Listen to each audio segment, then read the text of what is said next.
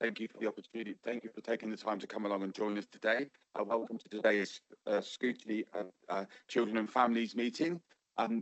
Those of you that aren't in the room, and just to let you know, so it's like a coming home meeting for me. This one, we're back in Luttrell Room for the first meeting of the next phases. We've decided to use this room. So just a couple of minor housekeeping issues. It's the first time we're in here, so there may be some teething issues. Hopefully we'll solve them as we go forward. But it is nice to be back in I call it County Hall, but back in this building at least. Back in this building at least to go forward. So let's start then. Before we proceed, can I check that everyone can hear? I've got the nod already for that one. That's fine. Just to clarify, the agenda pack and papers published on ModGov, or you can access them directly from the council's website. Links. Can I ask people to speak clearly when they speak, and if I invite you to speak, if you could to help for both those in the room and those online by introducing yourself first, then going through where you are. If you make reference to any papers for a number of different reasons, there are supplement papers that are here, which I would ask that you, as we do each agenda item, we'll use the supplement papers as the heading and then go from there. Hopefully going forward, we'll try and very hard to have one agenda pack so that it makes it easier for members and officers and members of the public to. Someone online is saying that. Ayushi, could you just double check? So, can you hear me now online? Well, it's moving, but there's no sound. We can hear you, but it's very broken. Okay.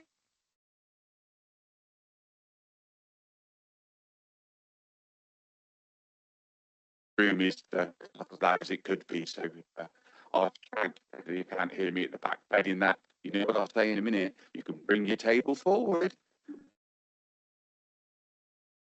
Okay, so I'll move the microphone so that might be a little bit better. It's directional. Thank you. Okay.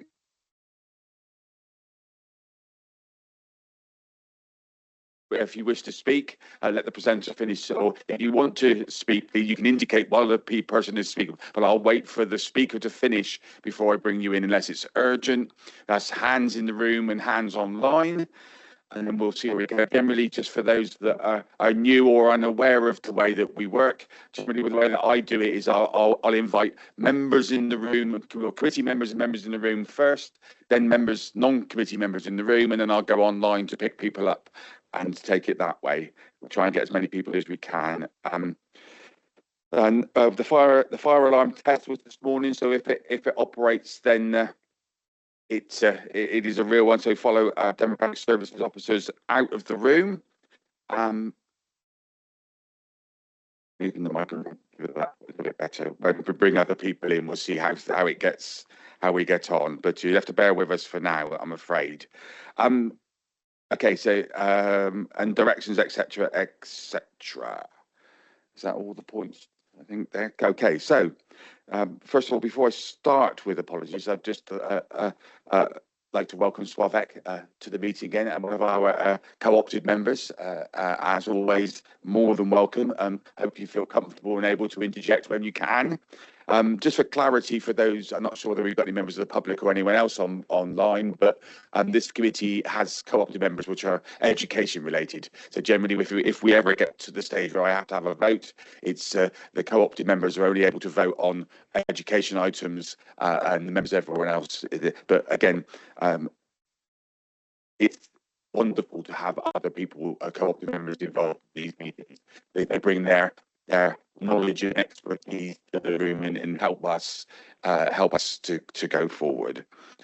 Okay, what is for absence, please, Jamie? Thank you, Chair. Good morning, committee. We have received apologies from Councillor Clayton and Councillor Snell, and one of our It's online, Chair. Welcome, Toby.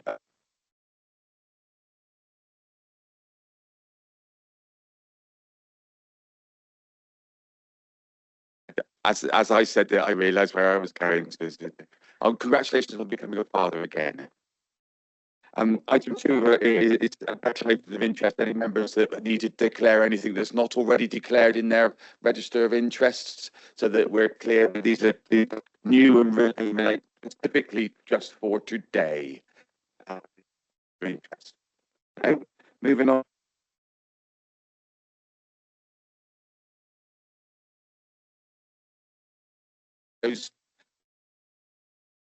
Are we happy that we accept those as a true record?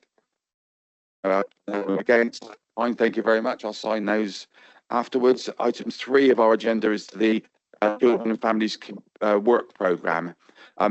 It is published separately. What we're going to do as we go forward, that's going to come back into the agenda pack, so we have a clear indication.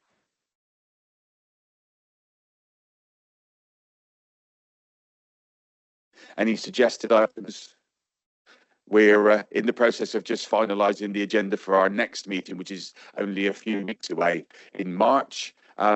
That's evolving as we go, so I'll make sure that that's clear when we have our pre-agenda meeting. Okay, moving on then. Item 6, the first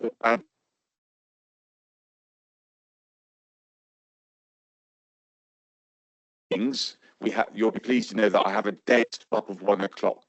So regardless what happens, so please try to be as concise as we can from the beginning. Any relevant points or issues I'll to do, but we'll go through it. We'll take a break part way through so that you have a comfort break. But I need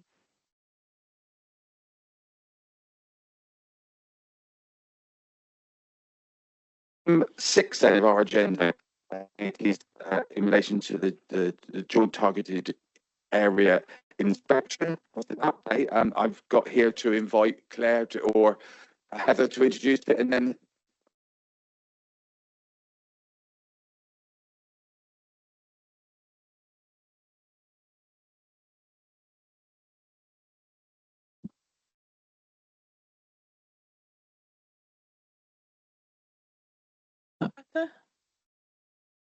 Yeah, okay, thank you. So I am joined online by Lisa Simpson, who's the area commander for the police, and Sarah Ash, who's a director for the ICB, who's both have attended the previous meeting. Just joining. There we go. Thank you. So you have a summary report and also a report written by the Safeguarding Partnership Business Manager, which looks at the detail of the progress. So in terms of the summary, the JTI, Joint Targeted Area Inspection for Serious Youth Violence, happened in May 2024. And we had the outcome of that. It was an ungraded inspection by the Joint Inspectorate.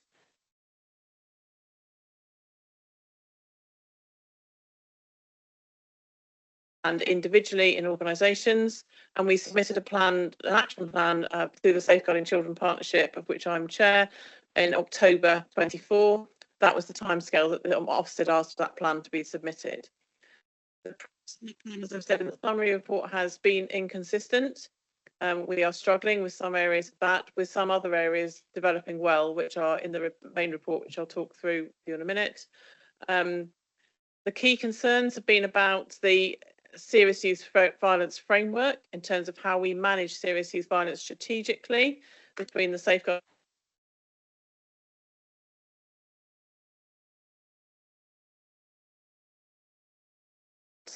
board, where we have exploitation through different age groups. That has been very difficult to achieve, and we've had conversations with the Department for Education Safeguarding Lead, who's written a report for us, which was confidential, about what we might do to try and expedite that, which we are now move the microphone a little bit. The problem with these. That better? Okay, thank you. So yes, we work with the Department for Education Safeguarding Lead, who's provided a report which is giving us clearer direction about how we manage that. We have done some work in that area in relation to pulling together operational meetings to look at how we identify children and people, which was one of the key areas identified in the report, that we weren't identifying children well or listening to community voice well. There are now 3 operational meetings that are in test between across the partnership, which I'm sure Lisa could describe in more detail if you wanted to. And that's being tested on a group of children in a particular area of the county where we have some significant issues in relation to serious youth violence, and a group of children that we've been able to identify specifically. We're testing that process on that group of children. In terms of the progress that we've made, you can see in the other report, which is headed the Safeguarding Children Partnership Progress Update and the Business Manager Jasmine Walk. There are some significant areas of progress in the plan that we had. So we have got staff training more organised in that on the Safeguarding Partnership website. It's very clear who should be training in what, at what level, and who should be accessing which courses. And we are monitoring who is completing those courses. Sarah, do you want to talk about the paediatric reports? Because that was an issue at the last meeting, I think, that was quite significant concern around safeguarding. I don't know if Sarah can hear us. I am struggling to hear you, Claire, and I can't talk about paediatric reports because that's not part of the briefing that I've had. So that might be something I need to pick up outside of the meeting. Right. And sorry, it's my poor language. So that the report says electronic daily paediatric reports are expected to be in place for emergency departments by the end of January 25 to improve oversight of safeguarding in the hospital. Ah, right. Yes, and I can. Sorry. Yes, I can provide the committee with some assurance that that is now in place. And in fact, that came under actions in I think it's recommendation 2, which is around oversight of safeguarding in emergency departments. And as the committee probably is aware, we in the ICB convene a quarterly assurance committee to review all of the progress made in the JTI, and that was signed off in December when Somerset FT provided some robust assurance that they have improved safeguarding oversight in their EDs. Clearly it's still subject to ongoing scrutiny, supervision, and there'll be audit in 6 months' time to check how that is embedded in the system. But yes, sorry, long answer for a short question, Claire. Yes, it is in place. Thank you. And you'll see also in this report that we held a serious youth violence conference in November, which was attended by over 240 people across the system, to ensure that we were actually had a coherent understanding of what practice should look like. That was very well received and well understood. There's also work on the Education for Life strategy in relation to exclusions, which came up as an aspect of serious youth violence. They have reduced in the last 12 months by about 13%, sorry. It's not enough. There are still over 140 children a year who are permanently excluded from schools. That will be an area of increasing focus in the education as the education restructure comes in April. And the police are continuing to develop the violence reduction app to promote information sharing between agencies. It's not yet in, but there is progress on that. I don't know, Lisa, whether it would be helpful for you to just go through the work we're doing on those 3 triage processes in terms of the operational group focusing on the police priorities meeting. Yeah, so can you hear me okay? Yeah. Okay, so sorry, the sound quality is not great. So the large part of the police prioritisation is to review what we were doing in the priorities meeting, which, whilst it's police led, is partnership attended, and actually it's been in place for a long time, but the JTI has caused us to review it completely root and branch, reset terms of reference, and set the structure for how we do not just children, but how we refer vulnerable to exploitation and violence into that meeting, and how then the groups of children in this particular case refer out into additional meetings. Now, whilst the police priorities meeting is coming on and making great strides, and we've got all the partnerships in there, we haven't quite yet worked out the structure that goes aside of that and how it reports into the various governance, which is in train. And Sam Farhi and Kelly are literally going to other most similar force areas or most similar local authority areas to have a look to see what do they do differently. So it's very much trialing other bits of work in terms of that early intervention, that very early intervention conversation. So where are our very frontline practitioners, PCSOs in our our case, seeing and hearing things that would start to suggest there might be families that aren't anywhere on anyone's radar, and how do we get them in there? So we're looking at a much earlier process that doesn't detract from front door processes we already have, but they are, hopefully we're in a position in this month and next month to trial them on the basis of work that's been learned from in other local authority areas. But the priorities meeting is the key one that's working better and differently. It's well attended by partnerships. We're beginning to really piece together how we hear about exploited children in particular, as well as developing other vulnerability strands. Thank you. So I suppose the other area was about practitioner understanding of how to refer or get support in terms of working with children who are exploited. So in terms of children's social care, I can reassure you that that's stayed the same effectively, because actually when children get to the statutory level, they're referred into social care, all the sort of sharing information, all the resources are actually there. The issue is when they're at an early help stage and we're not hearing what children are saying and responding to it fast enough. In terms of practitioners, we did ask the independent scrutineer for the Safeguarding Partnership to do a piece of work in the autumn, talking to practitioners and managers about communication in relation to serious youth violence and the work that people needed to do, where they could refer to, were they getting sufficient information. And not surprisingly, at that point, people were saying, no, we don't think it's very much better at all in terms of our understanding. But that's in the context of we were really struggling to get these operational meetings set up across the system and to understand the governance structures.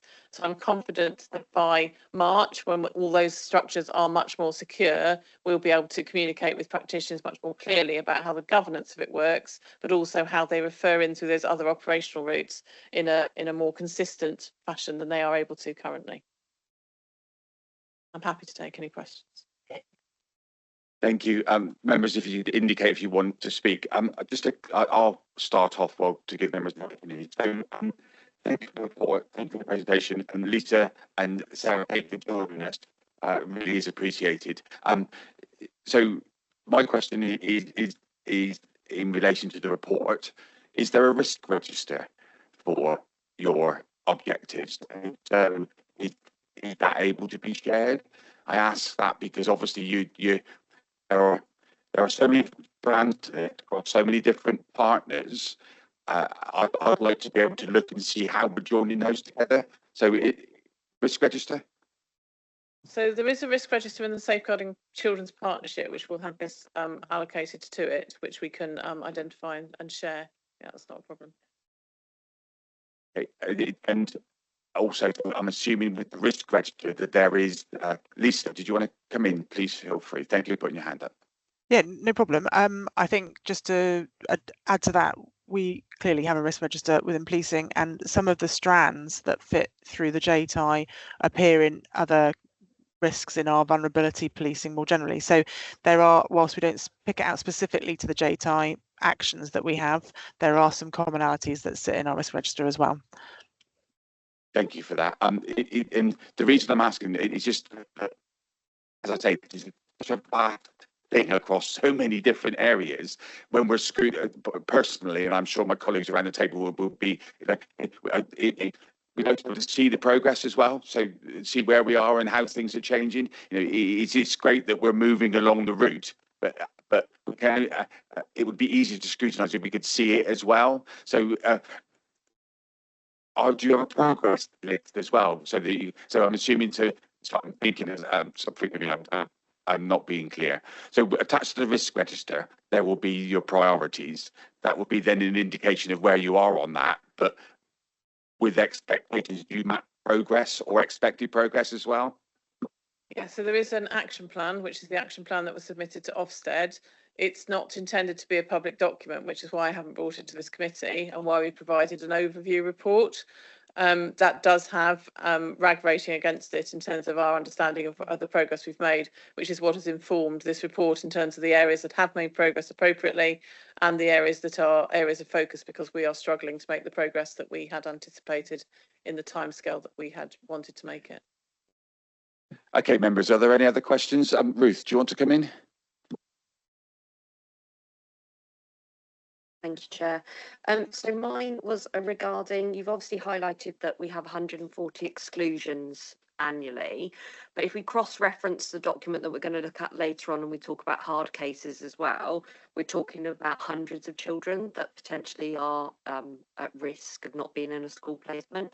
So what are our mitigating around that to make sure that they're safe? So yes, that was to some degree will come up through the other paper in terms of SEND. So there are 140 children who were up to, I think, November 24 had been permanently excluded from school. There are other children and significantly high numbers of children who are at risk of being excluded but are not yet excluded. So some of those children are on part-time timetables, some of them are being educated off school site, and they are children that we are very, very concerned about. And a significant proportion of those children do have SEND. We know they're disproportionately represented in those groups of children, both excluded and at risk of exclusion. So in terms of what we're currently doing about that, where those children have a social worker, they are protected in that those social workers are working very hard to get those children full-time education. We're working really hard on a system to try and establish exactly where all those children are. It's very difficult in terms of alternative provision, which Amelia will be able to explain later. So I can't give you absolute assurance that all those children are identifiable or that we have looked at the risks to them in relation to serious youth violence. Most of those children will not be at risk of serious youth violence. They'll be at home if they're not at school, but there are children in that group who obviously are at risk. We hope that we've identified all those children, but there is more work to do to be able to be absolutely sure that we have done. The government are requesting, or not requesting, ordering, directing that there will be a register of children who are educated at home, which will help in terms of identifying every single child, because at the moment there is no requirement for every parent to tell us if they educate their child at home. And it will also require, which is in the legislation but not so as transparent possibly, that any child who leaves a special school to be educated at home, as well as any child who has a child protection plan to be educated, leave school to be educated at home, will have to have an assessment under the authority of the local authority to be able to be educated at home, which will help us identify the most vulnerable children.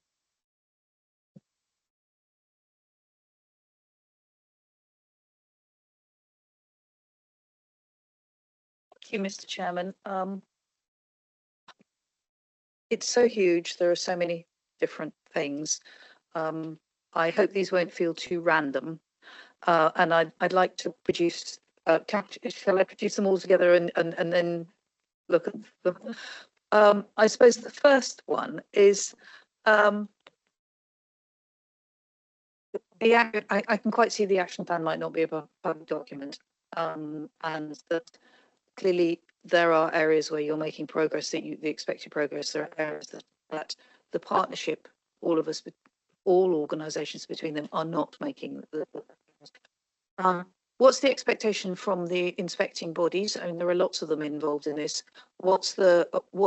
If we don't make the expected progress, all of us, what are the consequences? We know what the consequences are for children, but what will have to happen? So that's the first one. The second one is, this is a partnership matter. What about where I think we've heard, and I may have got that wrong, we've heard about individual organisations looking at themselves and auditing themselves and looking every so often at. What about multi-agency auditing? What about multi-agency staff from one agency being able to be part in another agency, actually to have a look? Where are we on that? Because that would feel to me fundamentally important, to make sure that there is a real partnership understanding of what the strengths and the weaknesses are, and the work that's being done. So that's the second one. Another one is about multi-agency meetings, which I'm really glad to hear are working better. But there's something about the information that is brought to them. How are we assured yet that all organisations are looking at the information that is landing with them and using it appropriately? because I think I've read that, well, what I grasped from it was that that's possibly not always been the case. So that's one. Another one is about the voice of the child. I noticed in the report that they, one of the things talking about the voice of the child was about encouraging professional curiosity among the adults. And absolutely, without professional curiosity, things disappear. But there's something about the voice of the child actively going out and asking children, not when you come into contact with them because they're ill or because they're in trouble, but actually finding out what the situation is for children as a base level understanding before you start looking at the vulnerabilities. I think I'd better stop there. Is that okay?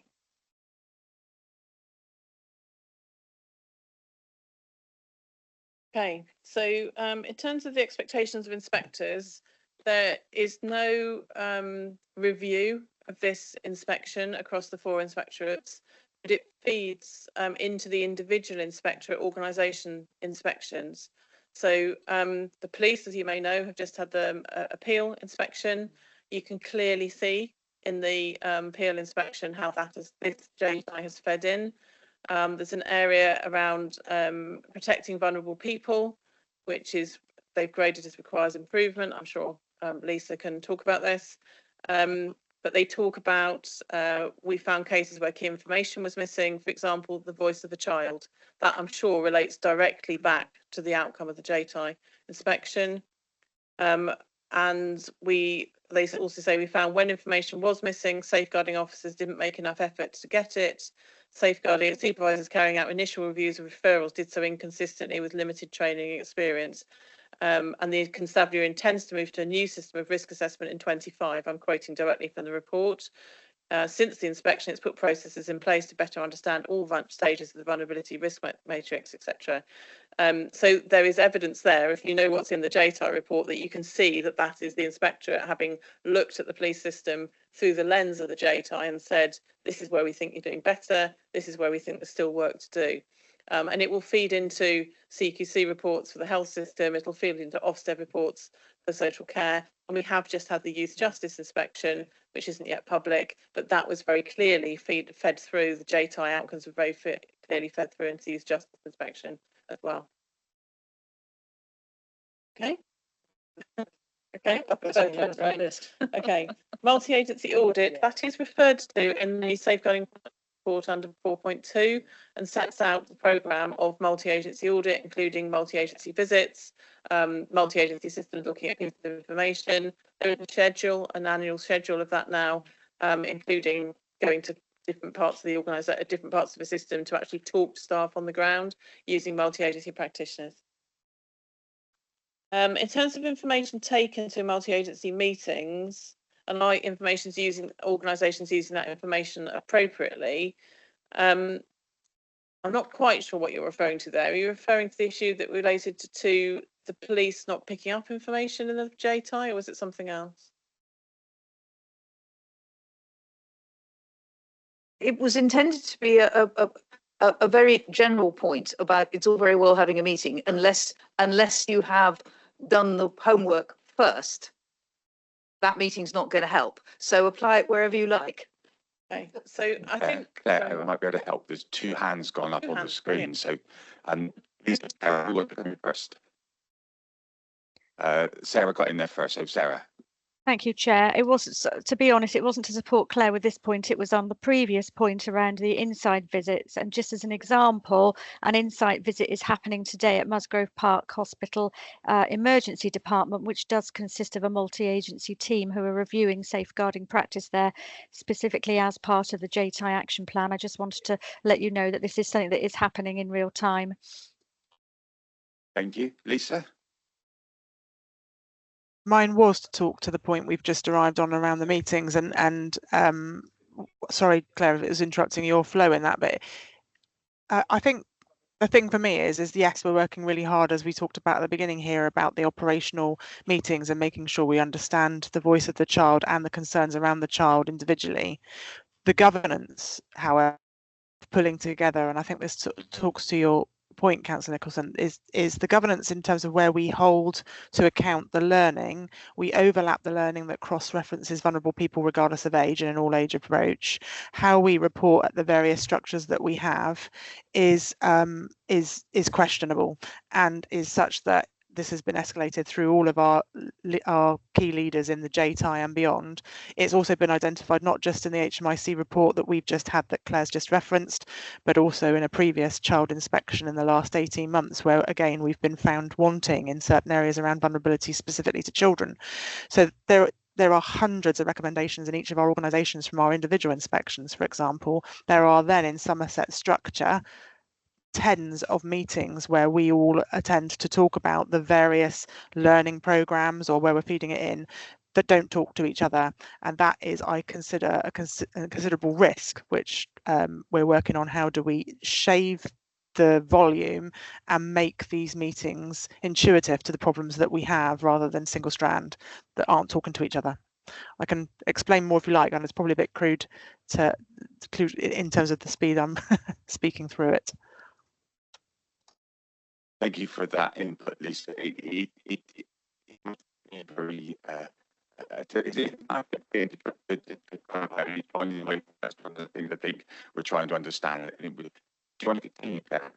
Okay, yeah, I mean, going back to the multi-agency meetings, I think the multi-agency meetings at a strategic level, as Lisa said, have not been particularly effective. There are gaps between them, there are overlaps, and there are just too many meetings and too much volume and not enough content in terms of specific focused content, which is what we're working on. The DfE have given us some really helpful advice, and we've got a couple of managers in social care leading on trying to work that governance through with the other bits of the system. In terms of multi-agency meetings about children, I think the three operational meetings that are being set up, with which, as Lisa says, the police priorities meeting being the central one, are looking as though they're going to be much more effective. They're much more focused on getting information, to your point about voice of children, talking to community groups, making sure community groups who are working directly with children are able to communicate what children are talking to them about, to be able to pull the picture together of where have we got groups of children or places or adults that are of concern, because we're hearing that voice of children through those community groups in different places. I think we do hear the voice of children through those community groups, through schools, through the more universal services. It's just catching those voices and making sure that we've got a consistent approach to that and a consistent response, and that we're hearing it and doing something about it. But those meetings are starting to look very positive in terms of being able to do that. We've got some work to do to actually make sure we hear all the community voices, but we felt we needed to start smaller to make sure we've got a process that works, a referral route and a way of working with those children that works before we start proliferating it across the system, and being really clear to practitioners what they can expect. Okay, thank you. I'm just trying a different microphone, so if the picture goes to the wrong place, for clarity for those watching online, the microphones are programmed to a specific location in the camera. So as we're having to change microphones, if you see the cameras moving backwards and forwards, that's that reason. So just to be clear, Francis, you happy with that? What's there? Marcus, Councillor Kravis, thank you. Thank you, Chair.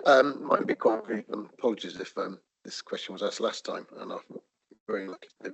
Then you got three. You said you got three trial areas. Of course, you didn't mention them. I suppose there's reasons for that. And I'm sorry for them to report and I missed them. But why only three? And how many should there be if you lived in a perfect world? How many trial areas would you have?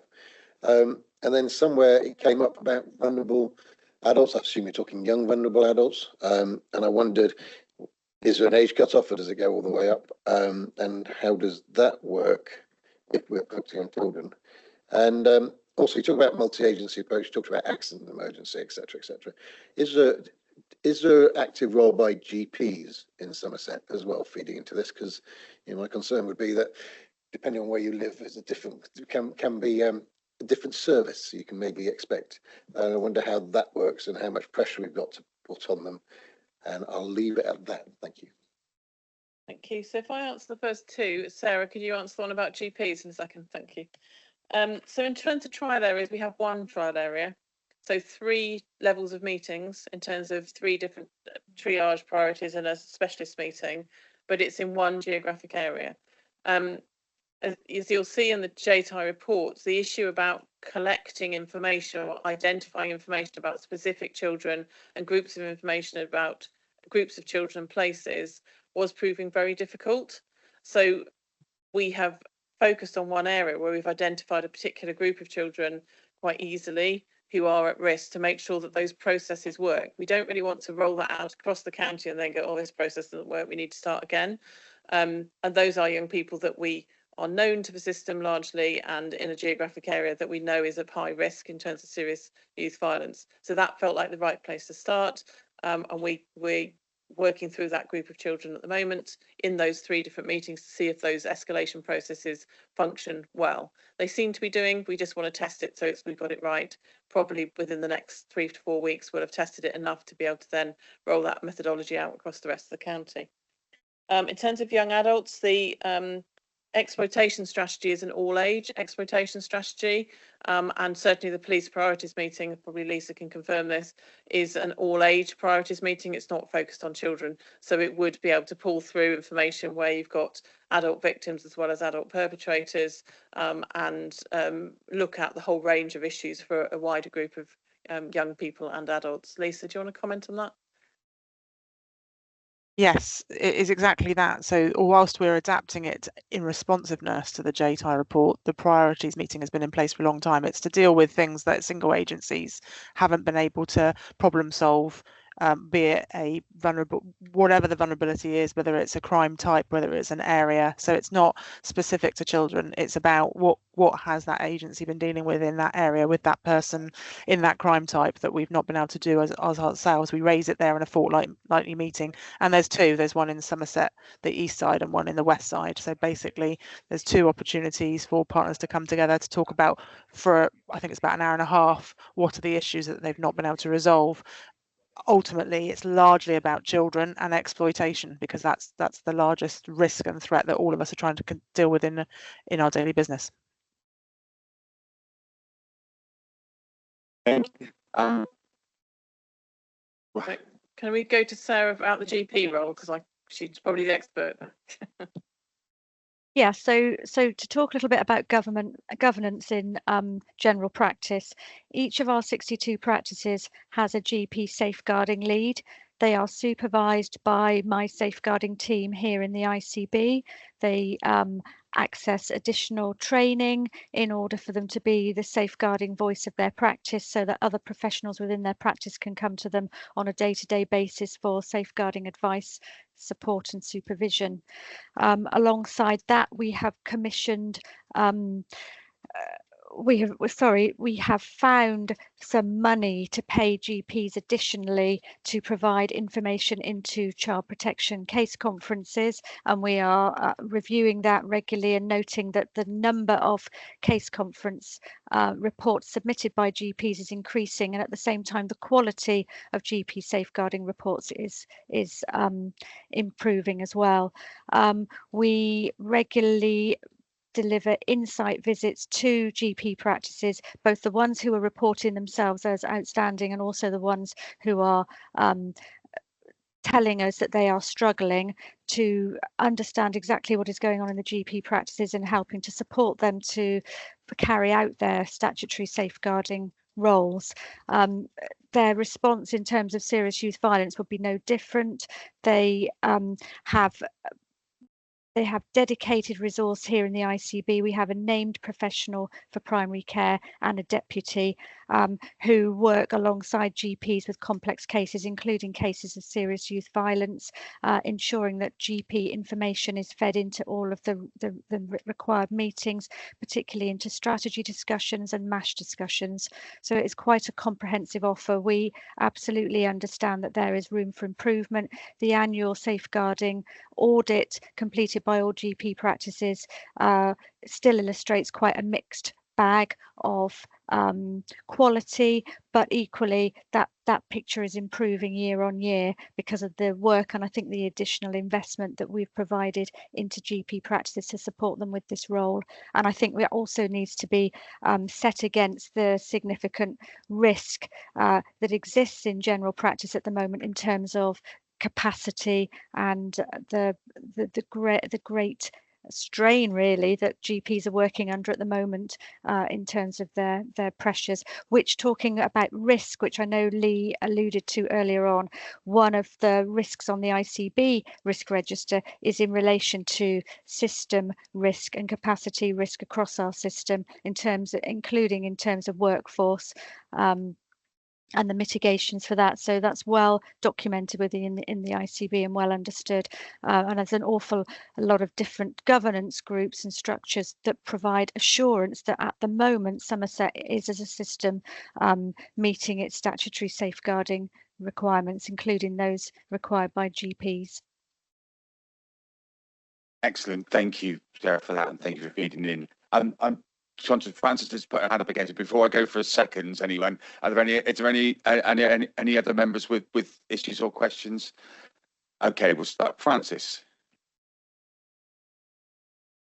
Thank you, Mr. Chairman. It was about the ability to really to say where are we on the ability to see young people and children as both victim and perpetrator, as both very vulnerable and also possibly dangerous. And the thought came to my mind because we are about children, but a child doesn't turn into an unvulnerable person because they become 18. So it was perhaps some comment from everybody on it's quite difficult to see a child both in all our services, in all of our as in need of help and protection, and somebody who is frankly a pain, if not worse. So I can start by responding on that, and I pass to Sarah and Lisa from their organisations as well. I think the escalate, those 3 meetings that we've got, the middle one being the priorities meeting, is really helping us to do that as a system. So I think organisationally, I'd say from a children's social care perspective, we try very hard to get that right in terms of seeing children as victims who happen to have been recruited effectively by adults.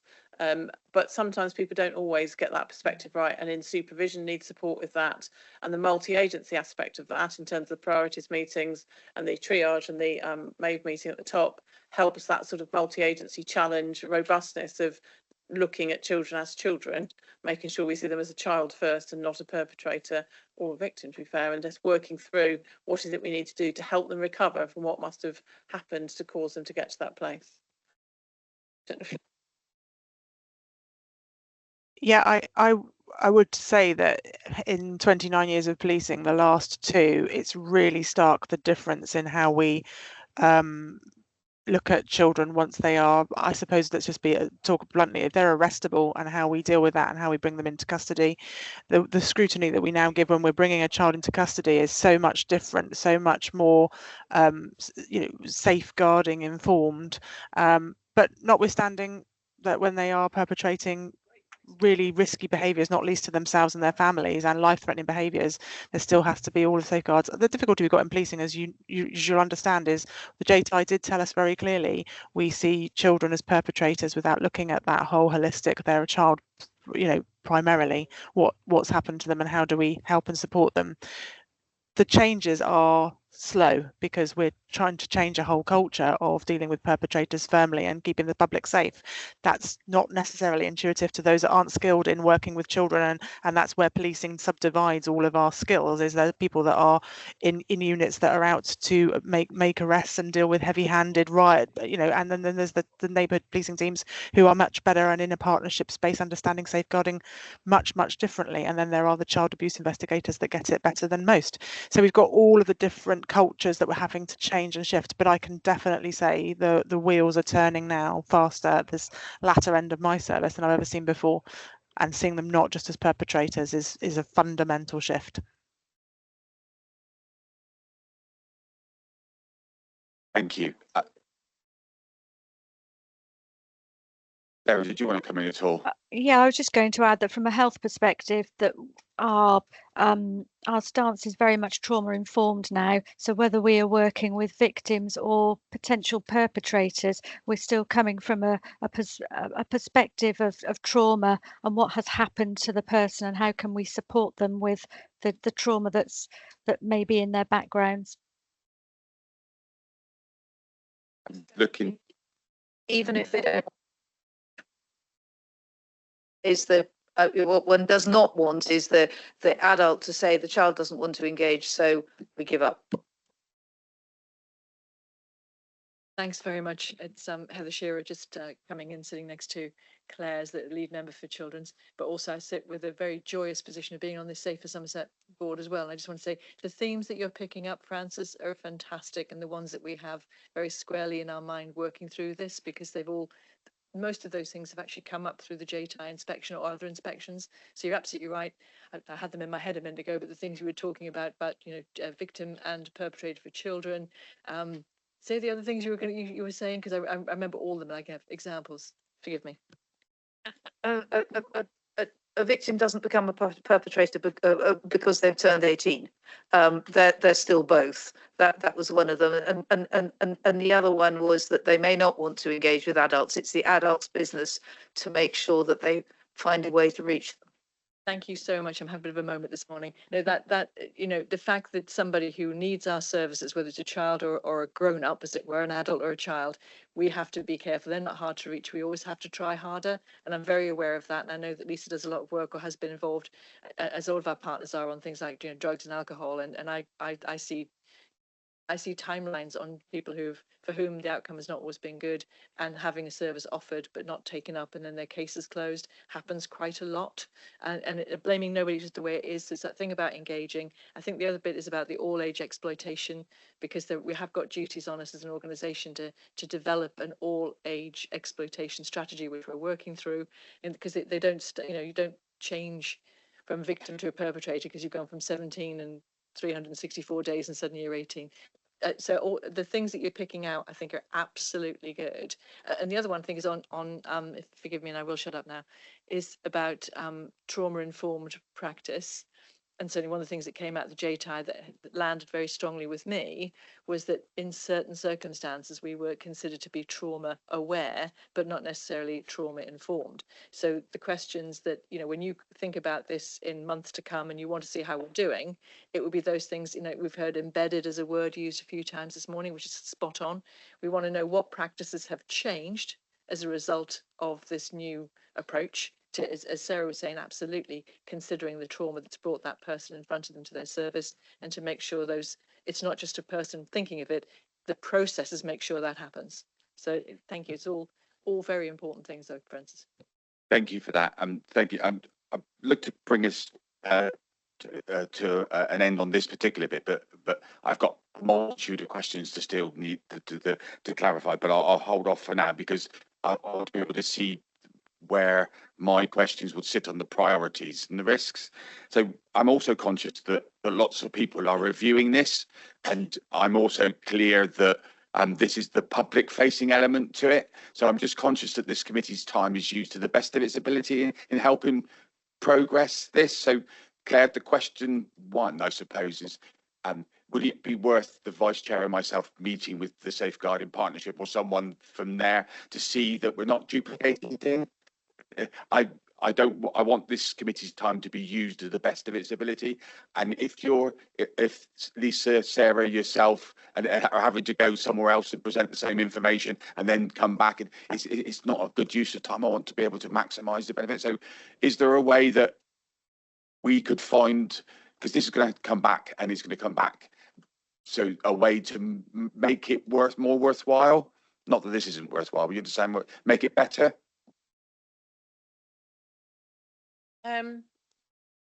It's a helpful suggestion, thank you. I think at the moment we need to secure both the governance and the operational process, if you like, to make sure that it's working for children. So what I would be happy to do is to have another time at this committee, which you clearly are asking for, for us to come back as a group to be able to explain the governance process and how we believe that is therefore working or not. We are working with the lead safeguarding partners, who's the chief exec here, Duncan Sharkey, the chief exec of the ICB, Jonathan Hickman, and the chief constable, who the safeguarding partnership exec have informed that we are struggling with the governance processes and need their support. I think the operational processes, the 3 stages of the operational processes, are so close that if we had another date to come back to this committee, we could talk very clearly about how they're working and give you anonymised examples of children who've moved through that process to give you some assurance or not that those children have been effectively safeguarded in a way that previously they may not have been in this format. Okay, yes, that would be welcome, but I want to be clear in my head how this committee can best help, because that to me is if we need to hold people to account or to add some weight to the journey, but then in the same, I don't want to have to call people in to speak to us just because we want to. Let's use the time better. You know, I've written down that we can note the progress, but this is a massive thing that's involving so many different people, and what I want this committee to be best suited to help here. We've talked about the risk registers that will help guide us, because it's what the members of the committee will be doing, looking at the risk register, see where it is, where you are, note progress and stuff like that. But that will come back. But then there's questions in relation to the data sharing, how you have the community voice, and all the stuff that's there before. So I'll ask. We'll figure out when it's best to come back. And to see it. But in the meantime, I'd welcome a conversation on how that's through Lisa, through Sarah, through Claire, through Heather, yourself, so the council perspective and how we can help best as well. Lisa, thank you. I absolutely get your intent. I suppose we've got the governance structures where we're reporting progress on all of these, and I know that this is a children's scrutiny panel, but I just wonder if there's some assimilation of, because the 2 points you just raised there are not just in the children's space, are they? The data sharing, I've forgotten the other one you just said, but they are also in the adult space. So I feel that there's some efficiencies to help you help us, if you like. It's where we feed that into. So where we've got the challenge, we've got to celebrate success, I get that, but where we've got the challenges in the children's space or in the adult space or in the community safety space, where does that feed into? And then what are your concerns to ask the specific questions, and then we can come and talk to those. Is that what you're trying to achieve? Yeah. So what I'll do, so rather than thank you for interjecting that's perfect. But what I'm trying to say is, let's find some time, Heather, to have a conversation between me offline to see how we can fine tune this so that we can help everyone to the best of our ability and not duplicate. Yeah, I think one element that would be really helpful would be for members of this committee, if they're willing to do that, to go and talk to some community groups, not yet, but when we in the next month or two, when we've got this bit more secure, to check that they have what their understanding is of the processes, how they refer children, how they gain children's voice, so that you've got that public understanding of what's professional and children's understanding of how they seek help. And is that help now more effective? Is it easier to access quicker? And are they getting a response for those children in a more timely and more effective way? That would be a really helpful thing for this committee to do. Thank you. So I'll get that noted on our minutes, and then we'll find some time to try and figure out how to take it forward. As I say, I thank you for the obvious progress that's being made, but we're still at the beginning of the journey, I suppose.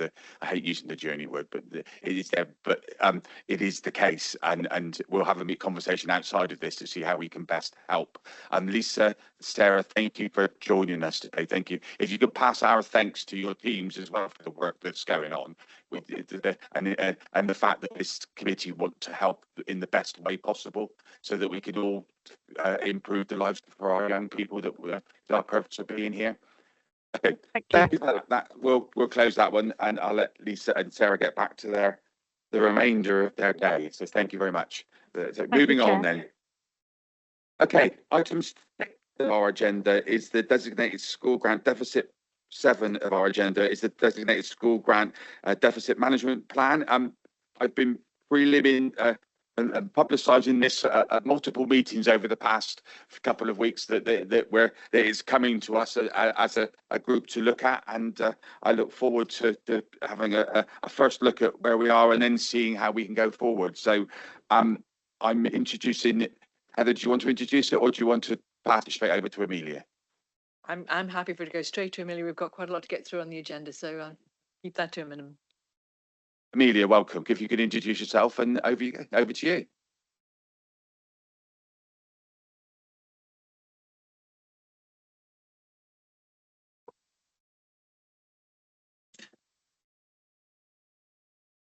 Can you hear me now? Yeah, can you hear me now? That one's.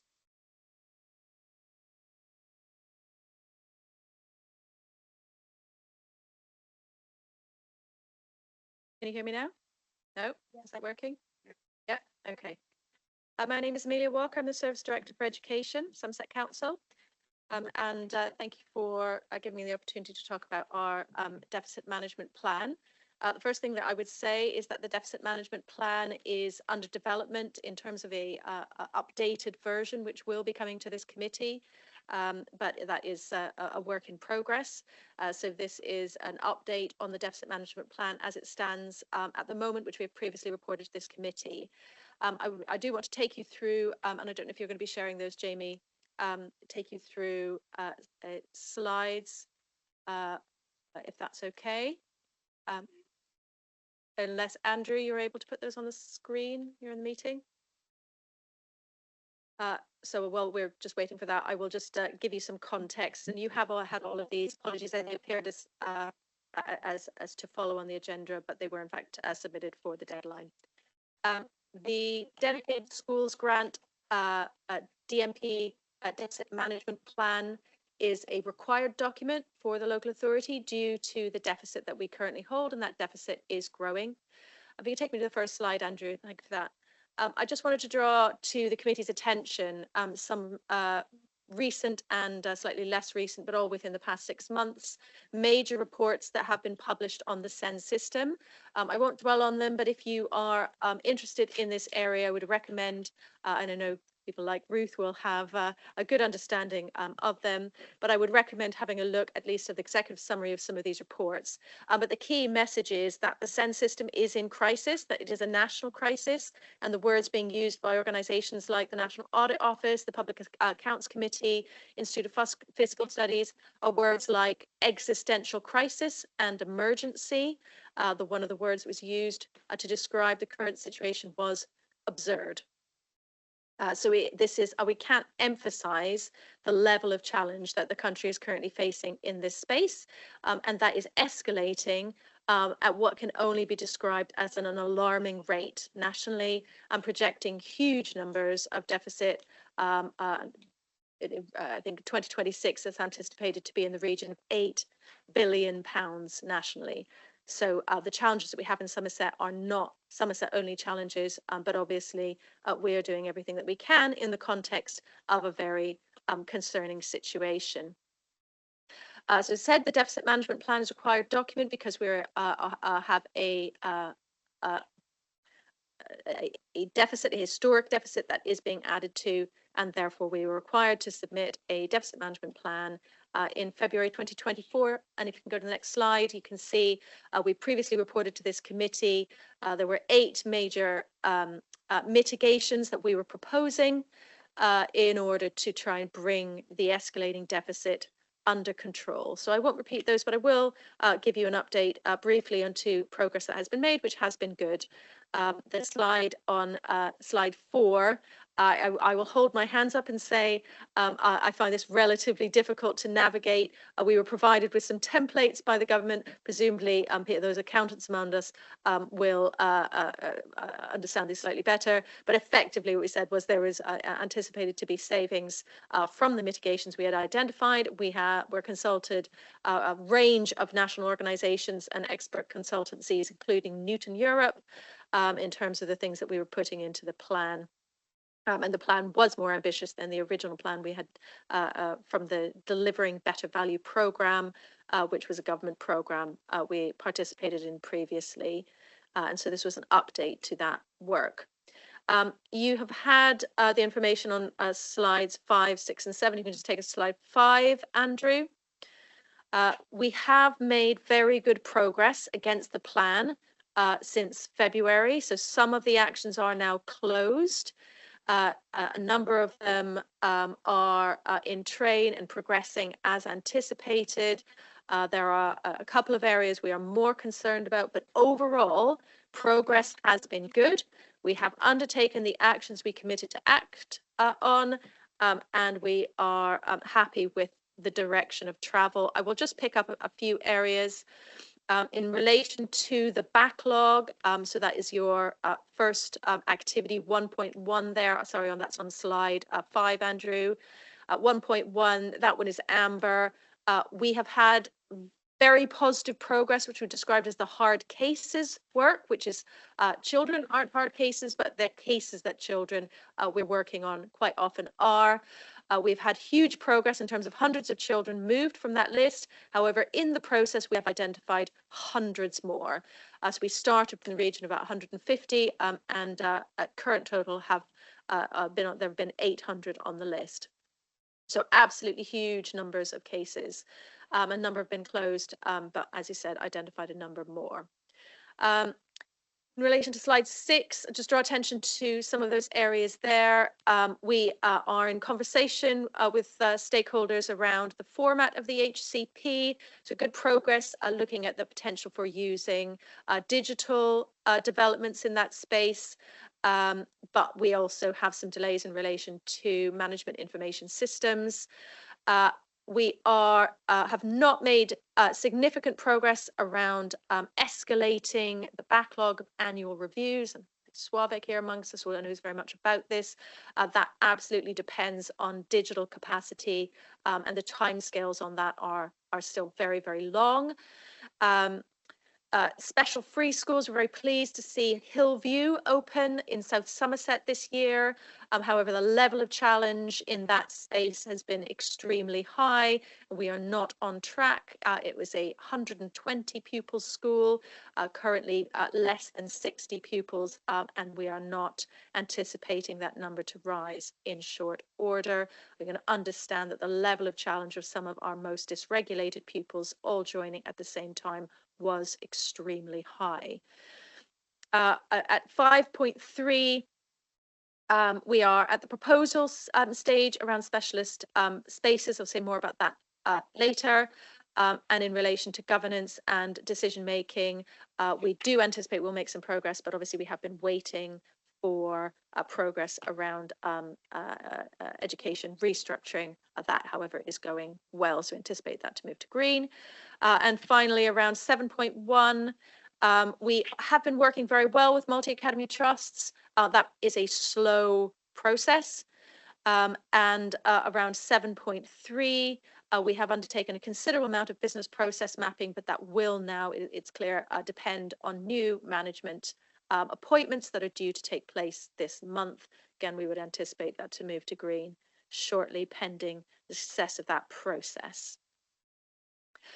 So it's just intended to give you a sense of the enormous amount of work and the successful progress that has been made. However, the activities that we agreed with the government, that we have been advised on, if we can go to slide 8, have not slowed the growth of the deficit.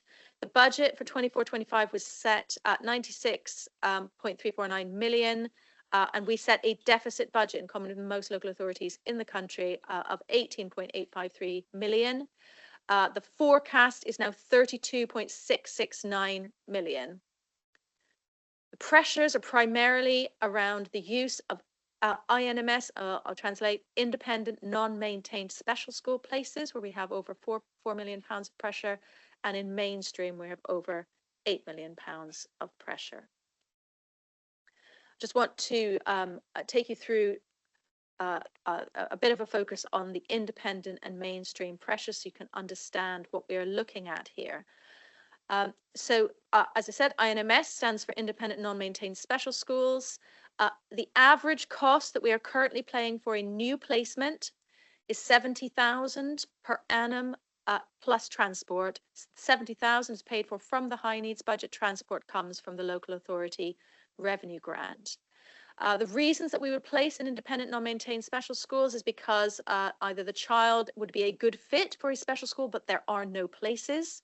Our special schools are extremely full with waiting lists.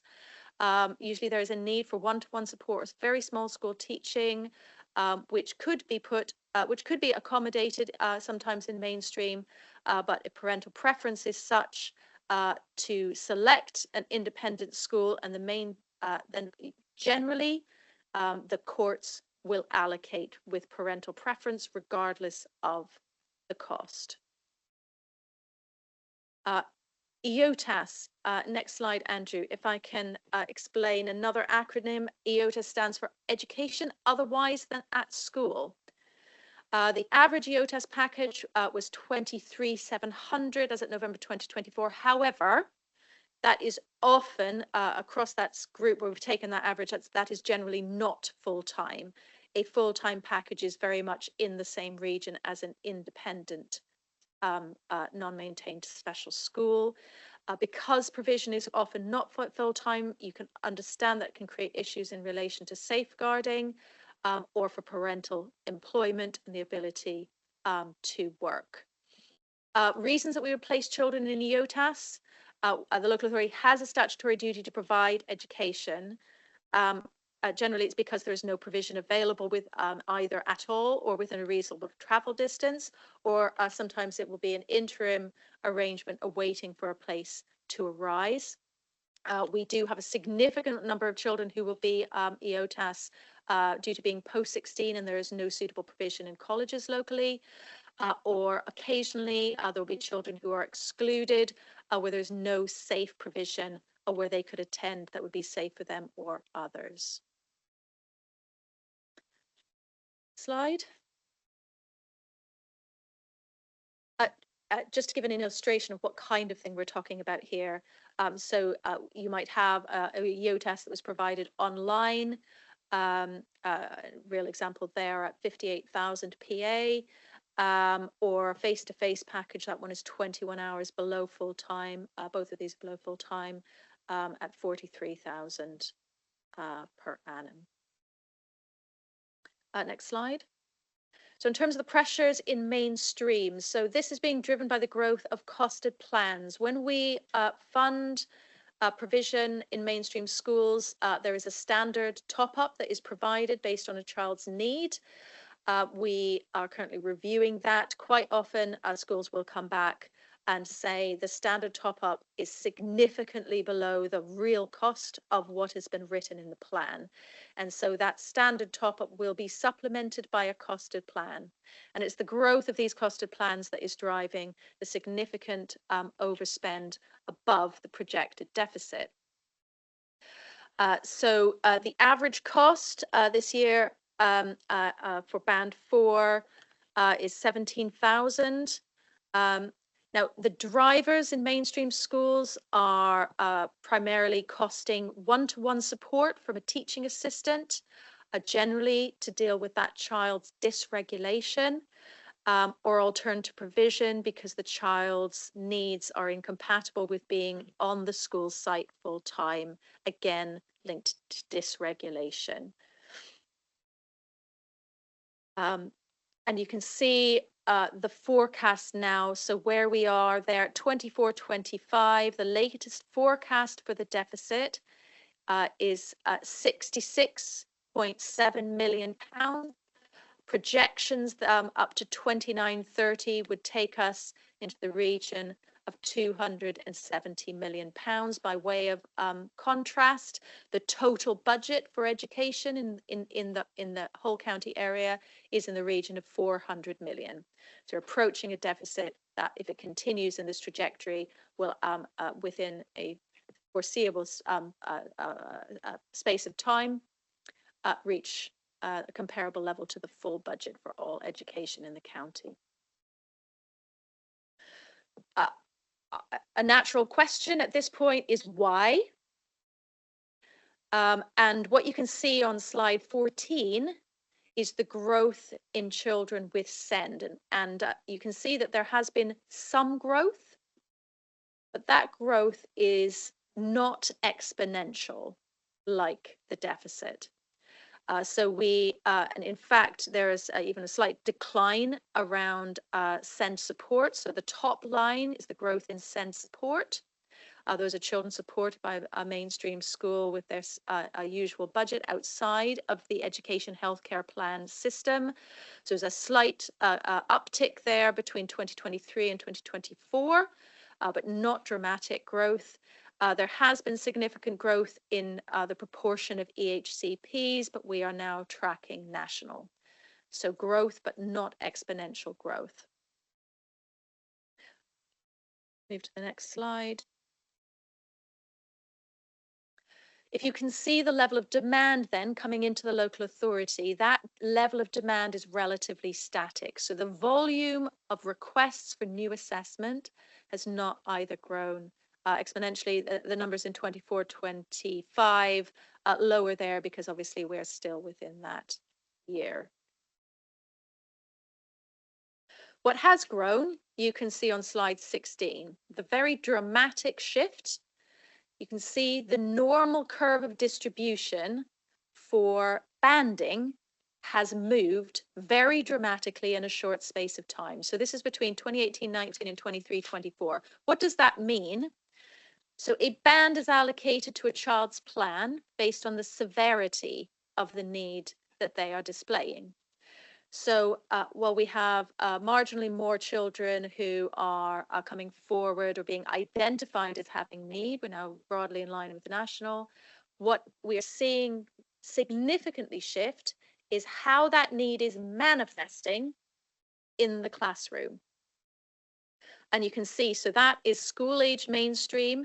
So significant leap there in terms of the proportion of children at band 4, band 1 and 2 virtually eliminated.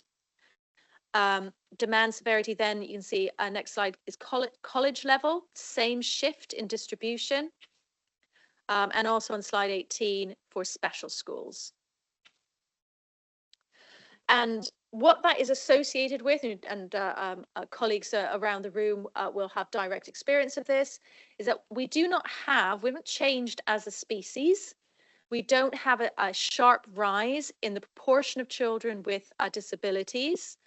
What we do have is a very sharp rise in the way that that disability is manifesting in the classroom, associated primarily with dysregulation. And dysregulation is it'll be generally an externalized, or it can be an internalized expression of distress. And that can be very extreme. It can be violent. We are tracking the proportion of reported violent incidences on teachers in classrooms. That can be extremely difficult to manage. And we'll have professionals who've expressed to us their concern that they are essentially providing containment rather than education. What you can see as well is that the proportion of children with that level 4 band level need in mainstream schools, what schools will say is we are supporting a level of need that we are not equipped to provide for, because in the past this level of need would disproportionately have been in special schools. Special schools, however, the level of need has also risen, and therefore they are not able to take all of the need at that level that they would have done in the past. So we have a system that is being asked to deal with a level of need to support and educate children, the level of externalized dysregulation in the main that they are not equipped to do. If you can see on slide 19, there's a range of potential contributing factors. Nobody knows for certain, but we effectively have a perfect storm scenario potentially. One of the things that is very positive is that as a society, there's been a sharp rise in the acceptance and the understanding of neurodiversity and a commensurate reduction in stigma. That's a positive thing. for society, but it's come very rapidly. We've also had a time of cost of living pressures on the family environment. During the pandemic, we've had people report that the fact that schools were shut communicated to a generation of children that education was not inevitable, particularly children for whom the educational environment can be distressing. There was almost certainly an interruption of the development of routines and socialization at critical periods in children's development. And we've had a long-standing debate, including at this committee, about the impact of the education accountability system and whether it rewards attainment over inclusion. As well as in Somerset, we have a falling birth rate and tight funding, putting stress on school budgets and their ability to adapt. I just want to draw your attention now to a particular factor which comes down to hard numbers. So based on assessment, as I said, we have been looking at all of the children who are stuck in the system, having an open conversation with schools to say, can we identify all of the children that we have heightened concern about? And we have been assessing those children to determine whether their need is most suitably met in a mainstream school, whether it's most suitably met in a specialist setting, or whether it is borderline. Moving forward to 25, September 25, the available places that we have in state-funded special schools is 102. We have 237 children who have been identified as almost certainly needing some kind of specialist provision. And we also have from there, that number could be higher than that gap of 135. It could be as many as 313 in terms of those who are borderline. We also have not included in those numbers those children who are still under assessment and therefore their level of need is unknown. And we have not included children who do have a place, but where a high level of risk has been identified of placement breakdown to that place. So you can see we have definitely a gap of 135. That could be as high as 313. It could be as high as the region of around 500 short in terms of demand for potential specialist provision. And Ruth alluded to this earlier. Our proposed mitigation is to identify empty spaces in classrooms in the mainstream estate that are underutilized. Sometimes that's due to lack of investment, a space has fallen out of use because the school cannot afford to bring it up to spec, or because with fallen pupil numbers, we do have a lot of space in the county and a very significant number of schools who are operating below maximum capacity. So while that is a challenge for us financially, it is also potentially an opportunity. If we can move sufficiently rapidly, we may be able to mitigate spaces using the existing high needs capital allocation, which can only be deployed for use in the SEND space and is an external grant. We have some external experts supporting us in this area to develop a business case at pace and make those decisions if this case is strong to proceed. I'll stop there.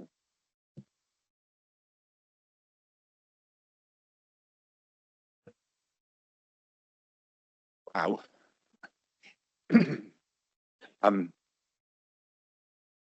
Millions of questions. First of all, thank you for the report. There is masses of information there and masses of questions still to ask. So I won't go there. This is the first time you've brought the report to us, and it's something that there are two strands to this that we need to be clear. There's the risk to the council for the increasing DSG, but there is also, to me, the one that's more important in the short, medium term is the risk to the children. It's young people that are being impacted by the position that we find ourselves. We have the fact that you potentially identify, or there's about 300 young people that may not be able to get the education or support needs that they need in September. So there's that. I'm conscious that we have lots of questions. So before my first question is to do pretty nearly to the last slide. You're talking about an outside consultant coming in, people too. On the cover, it talks about a new deficit management plan is being put together by people to. I'm assuming similar to other consultants we've had in the past. So they've been out and looked at how other people do it, and they're bringing their knowledge and experience in. What's the timeline for that revised plan? Because in my head, that's going to be better than the one we've got now. So, well, it should be. I'm assuming if we're paying for it. So, what's the timeline for that, and where are we with it in relation? Yeah, what's the timeline, Amelia?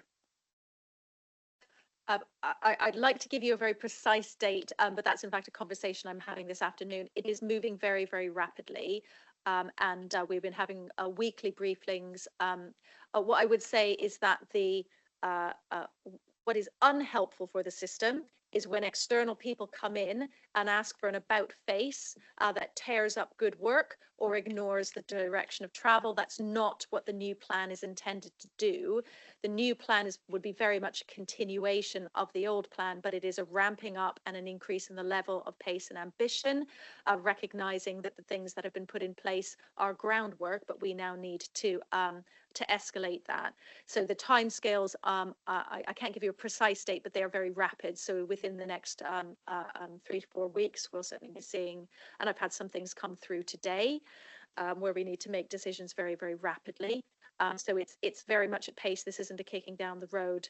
Pace is really critical at this juncture because you can understand when you look at the numbers here how important that is.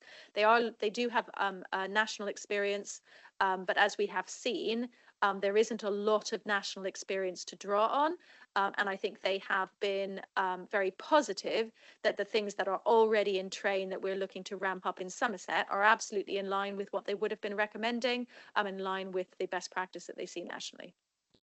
Thank you. You answered the next bit with where I was going to go to say that you will obviously prioritise their recommendations and bring that forward. So, save me doing it at the end. I'll do it now. So you can come back to us in May with an update. I'm really happy to update on this, and in any meeting we'll be able to give you an update because things are moving very, very quickly. So absolutely, I'm just if you're looking at. I don't want to force similar to the previous. There's lots going on. Let's come back when it's worthwhile coming back. So and to give us an update. And I'll pick up anything else in there. So we'll pencil in May for now. So members, if you're in the room, if you want to indicate, please speak. I've got a couple of members online which I've noted. Ruth, do you want to come in first? I've got 4 questions. Should we do it at a time? Is that helpful? Okay, so the first one is obviously just around impact. So you've talked about, sorry, yes, Ruth Hobbs, I'm co-opted member, school governor at Hernview. So the actions, you said that they're complete. Are we going to at some point have some report back on what the impact of that is? Because obviously this is the most important thing. It's not just completing the action, but actually seeing the impact and seeing what that's impactful for young people, but also if it's going to bring this deficit down. So that's my first question.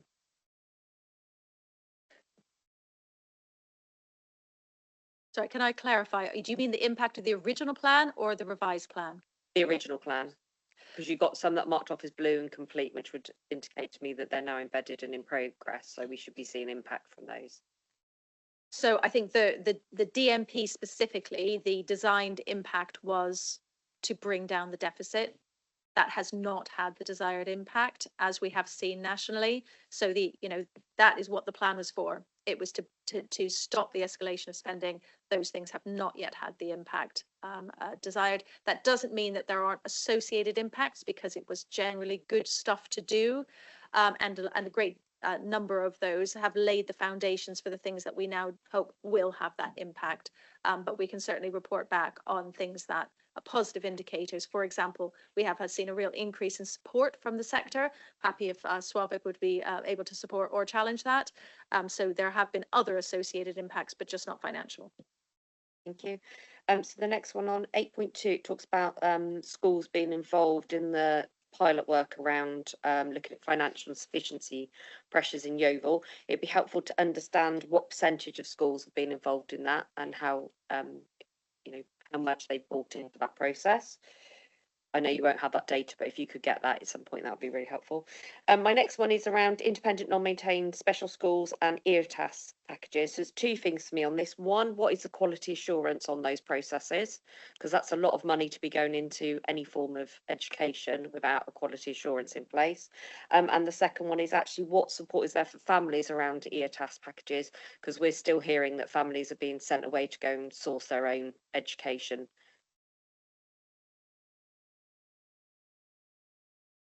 So in relation to the proportion bought in Yeovil, my understanding is that there were only 2 schools in the wider area who did not contribute, including the college. It's very, very high level of participation. We're very happy with that. In relation to EOTAS, I think it's fair to say that we have concerns about that area as a whole. I'm happy to report back on what we are putting in place. I think up to this point, because of the level of insufficiency, that has really overwhelmed the ability of services to do rigorous QA on every placement. And that is something that we are concerned about.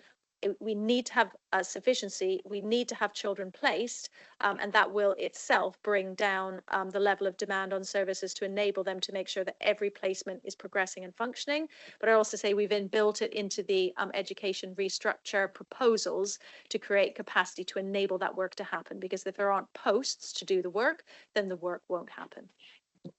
Thank you, and you'll be glad this is my last one. So the last one is around class sizes. So you mentioned on your slide about falling birth rates and tighter funding for schools. And what we're seeing is that actually some of the schools, to be able to address that, are having to have bigger classes. So you've mentioned for a lot of students that's quite challenging. So do we think that's going to have an impact longer term on this side of things? So as I've indicated, our proposed mitigation at looking at additional spaces is focused on having classes that would be a maximum of 6 to 8 children per class, for the very reason that for some children, a large class has no detrimental impact on their learning, and for some it has an enormous detrimental impact on their ability to learn or to even remain regulated. So we're focusing on creating small class sizes for precisely those children.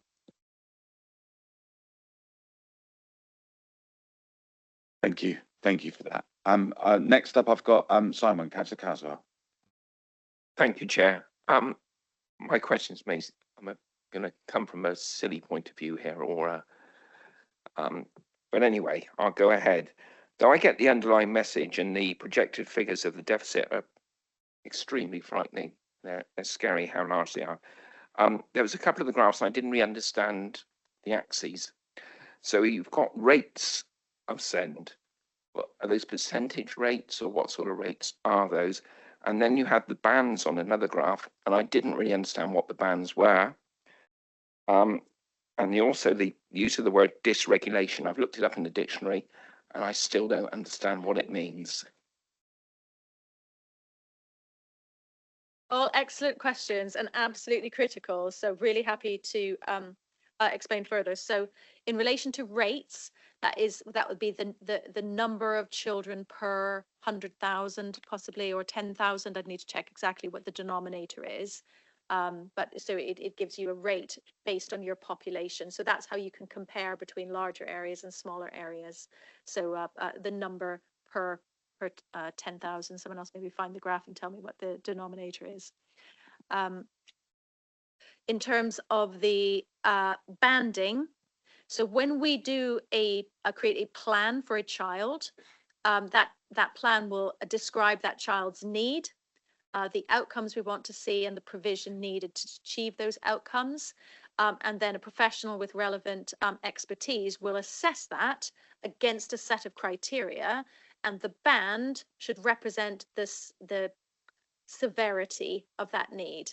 How intensive the support is likely to be.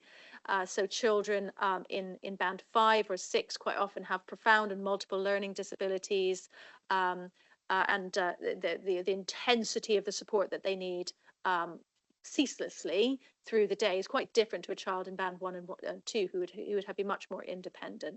So there's a level of severity there that will be assigned. But that's a criteria that we devise. It's a local criteria, and it is one of the things we're considering, because if we have significant feedback that our banding is not reflecting the actual provision that is generally required, then the banding is inaccurate. So we are considering that. In relation to dysregulation,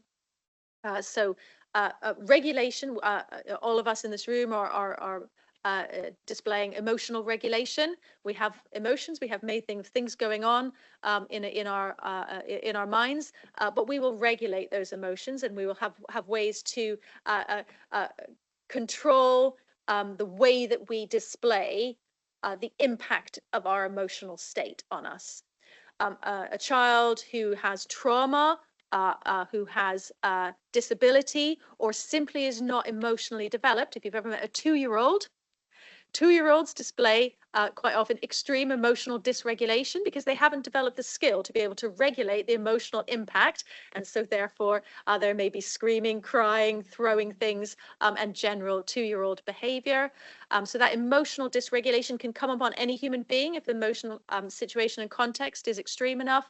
But for children who have either extremely high levels of distress or a mental landscape from neurodiversity or trauma, that means that they have a lowered ability to regulate that emotional space, will mean that they will sometimes display more extreme behaviors that a child of a similar age who didn't have the same context would contain. Just to follow on to as we got the banding up there, just to keep it clear in my mind that where the how does the banding show responsibility levels? So obviously an EHCP is an education, health and care plan. Is that purely education based, your banding, or is that so it's sorry, is it purely education indication for banding?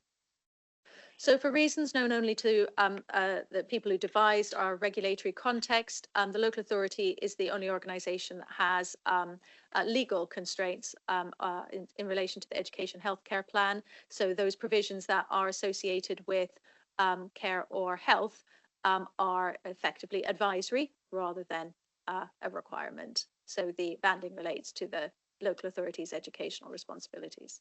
Perfect, thank you. Councillor Hatley, Andy.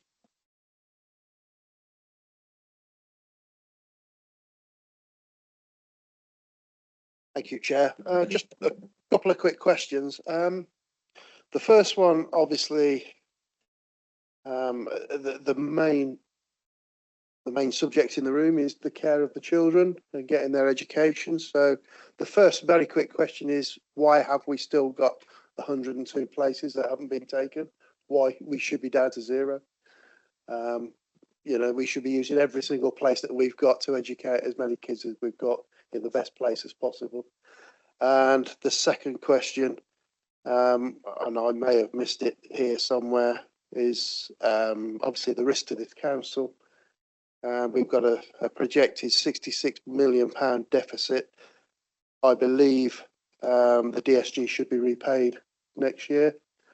Has there been any indication from government that they're going to extend this so that we don't have to issue a 114 because we can't repay it, basically?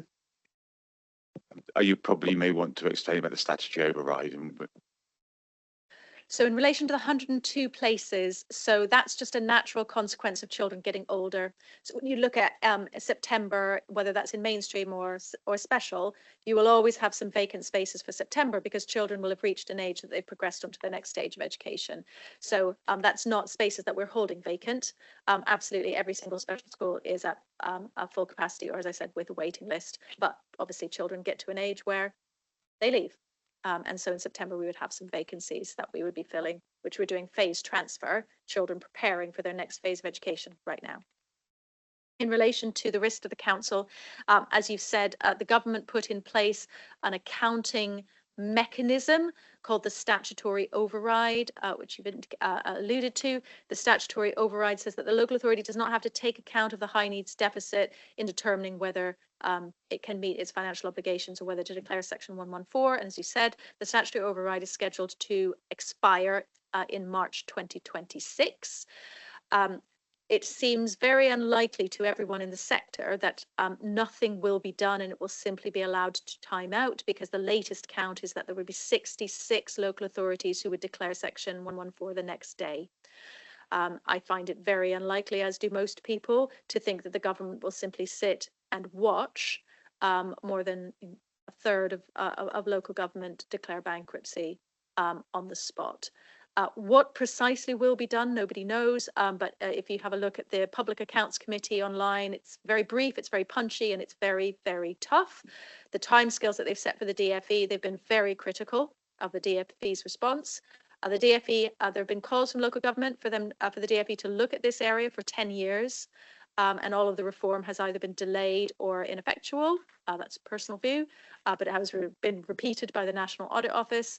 The Public Accounts Committee has said the deadlines that they have set are very quick, responses by May, July, September. So there is a level of demand on the DFE for them to produce something very, very quickly indeed. Okay, are there any, Suave, I was just going to say, did you want to come in? To introduce yourself as well, please. Absolutely. My name is Sovin Novakovic and I'm co-opted member. I'm representing Schools Forum. My question was around, obviously I know the picture quite well and the information which you introduced, but my question is around the school high needs funds particularly, which we know are not covering the costs of the school placements, and how that's addressed by Somerset on the national forum.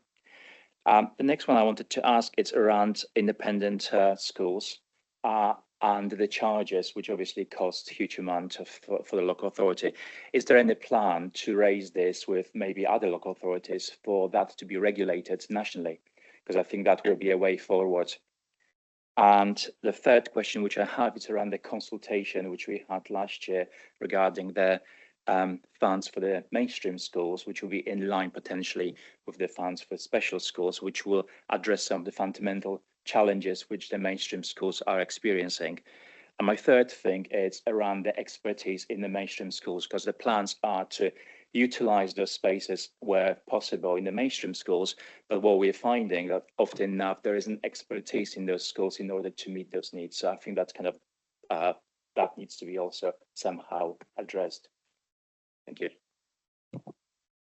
Thank you, Sławek. And I think you're stealing a great deal of the thunder from the forthcoming revision to the DMP, because all of those things do need to be addressed, and they are all themes within the replanning that is being done. So in relation to school budgets, it seems very unlikely that there is going to be more money for schools, but certainly the effectiveness or ineffectiveness or adequacy of the SEND notional budget in mainstream is something that has absolutely been raised nationally, and we understand is being considered by the government.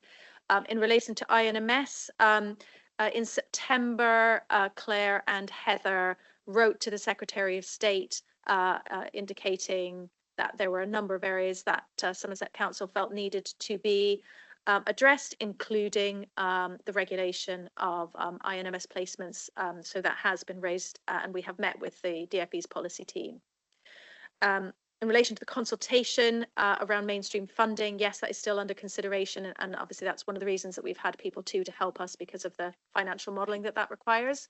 So that would be something that would be considered within the overall DMP, because if we don't get the money right, we don't get the money right overall, and it's got to be targeted and adequate. And also around expertise, again, something that we would expect to see in that plan.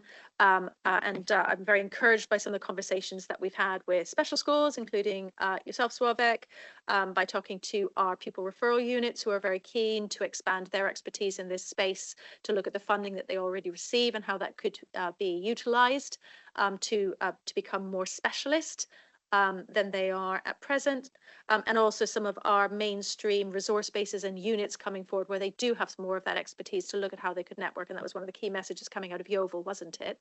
To say, where we do have that knowledge, how do we make sure the mechanism is in place for that knowledge to be shared with people who want to and need to grow their expertise. So all of those things will take work, but we're considering all of them and include them in the plan. Thank you for that. Last one in the room before I go online then, Francis Cantor-Nicholson.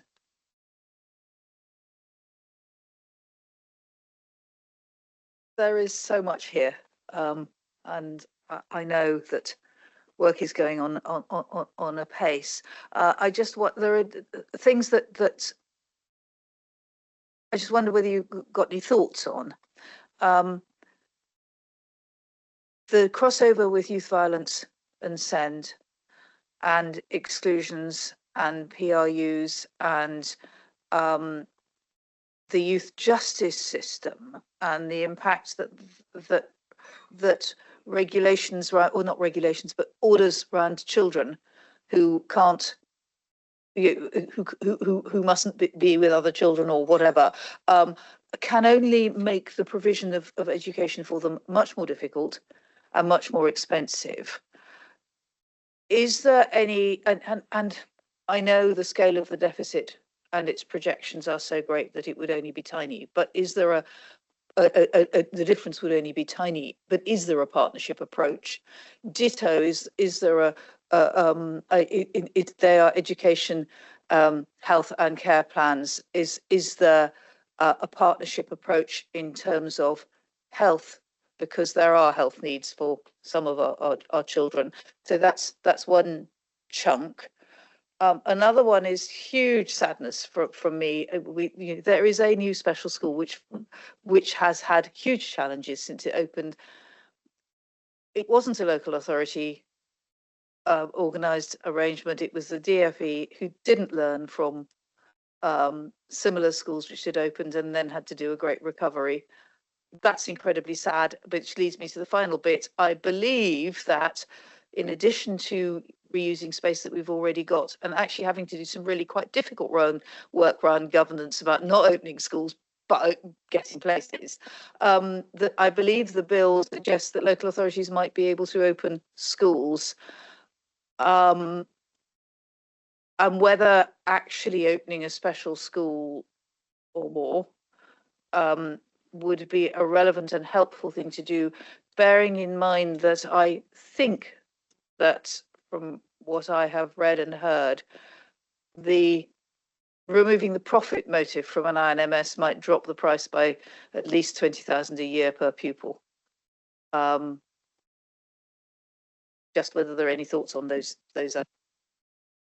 So around youth violence and exclusion, absolutely there is a connection around exclusion. I think one of the things that we are very much focused on and have had very, very productive conversations with our colleagues in the pupil referral units is around understanding why children get excluded in Somerset, and we've had I very much appreciate the view of our head teacher colleagues on this.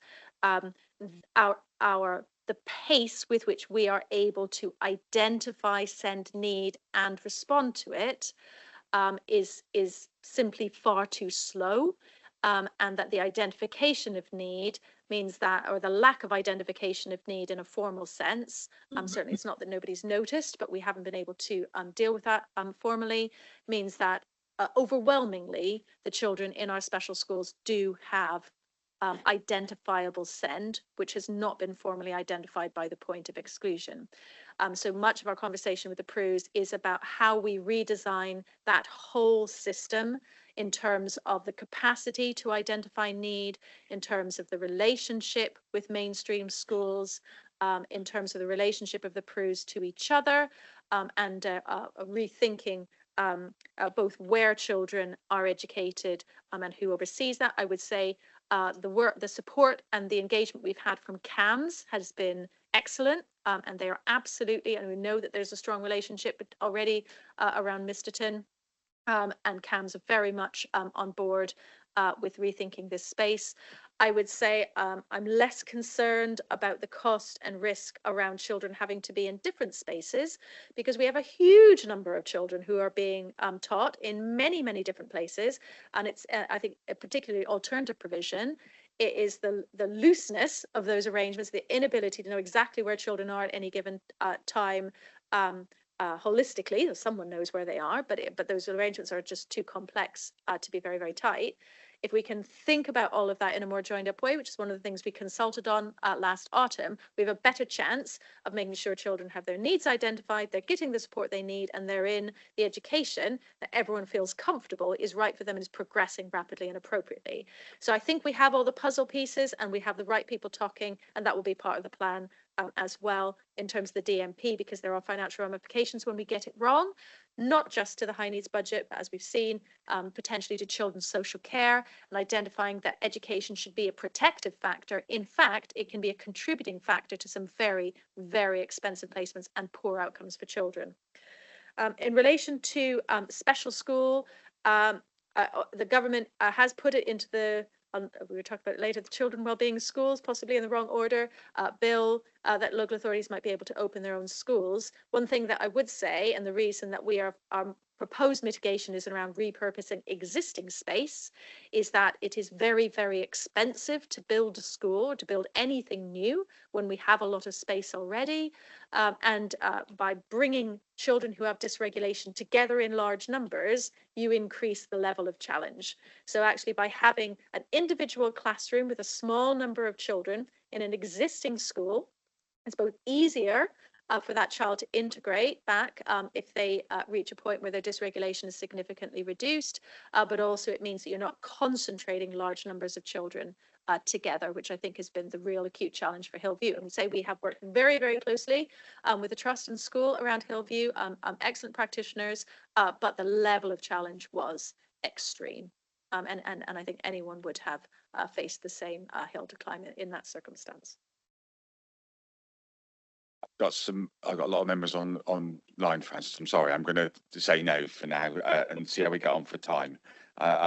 Okay, thank you, members in the room. Thank you, members online, for being so patient. I've got three, which is going to be the three that I take. So that's John Hunt first, Andy Kendall, and then Lucy Chimnell. Lee, good morning to you. Apologies firstly for being 20 minutes late. As you know, I was in another meeting beforehand.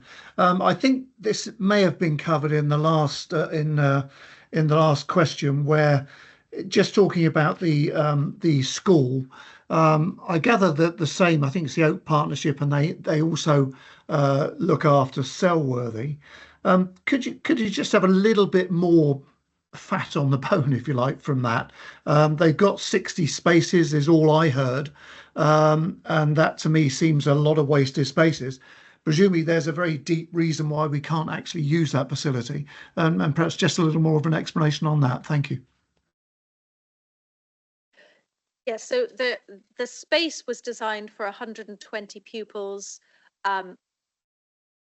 60, or I think they're at 56 at last count, 56 pupils who have a very, very high level of distress and dysregulation is a very volatile environment.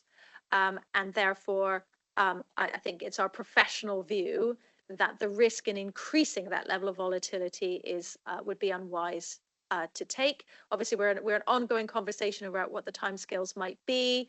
I think we've had a fantastic partnership with Oak.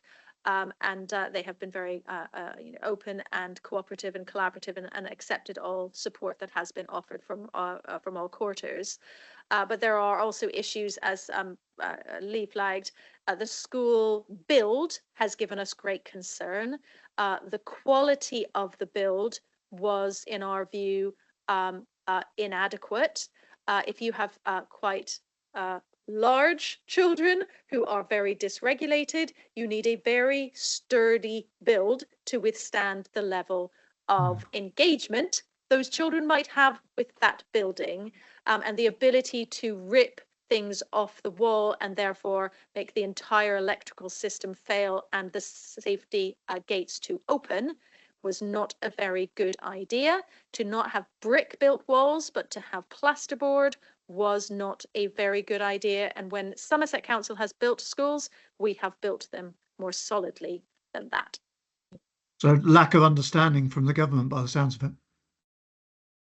Or possibly doing it on the cheap. I won't ask. I won't ask an officer to comment, John. But of course, but thank you. Needless to say, I'm not fit for purpose. I appreciate it. Thank you. Councillor Kendall, Andy, please. Thank you, Chair. This has sort of been answered. It's been sort of questioned a couple of times, and Johnson sort of questioned it. But I'm talking about the Hillview School. I'm a little bit confused. You say it's freshly opened, which is a good point. I forget the number, but it's quite a lot that it's built for, and it's like it's half manned. And I'm just a bit confused. I think you'd better answer the question quite quick. Why you're not using it to the full extent, especially as it's a new build. Does that make sense? Yeah, so we would never ordinarily expect a school to be at full capacity from the day it opened in any circumstance. There's always a period of scaling up. But in this particular case, we're having to watch that very, very carefully because of the children that this school has been specifically designed to educate. Those are children with a very high level of need who have been out of school for a long, long time. And if you put 120 children with that level of need together, that is unmanageable by anyone. Thank you for the response. Thank you for the question, Andy. Lucy, Councillor Trimnell.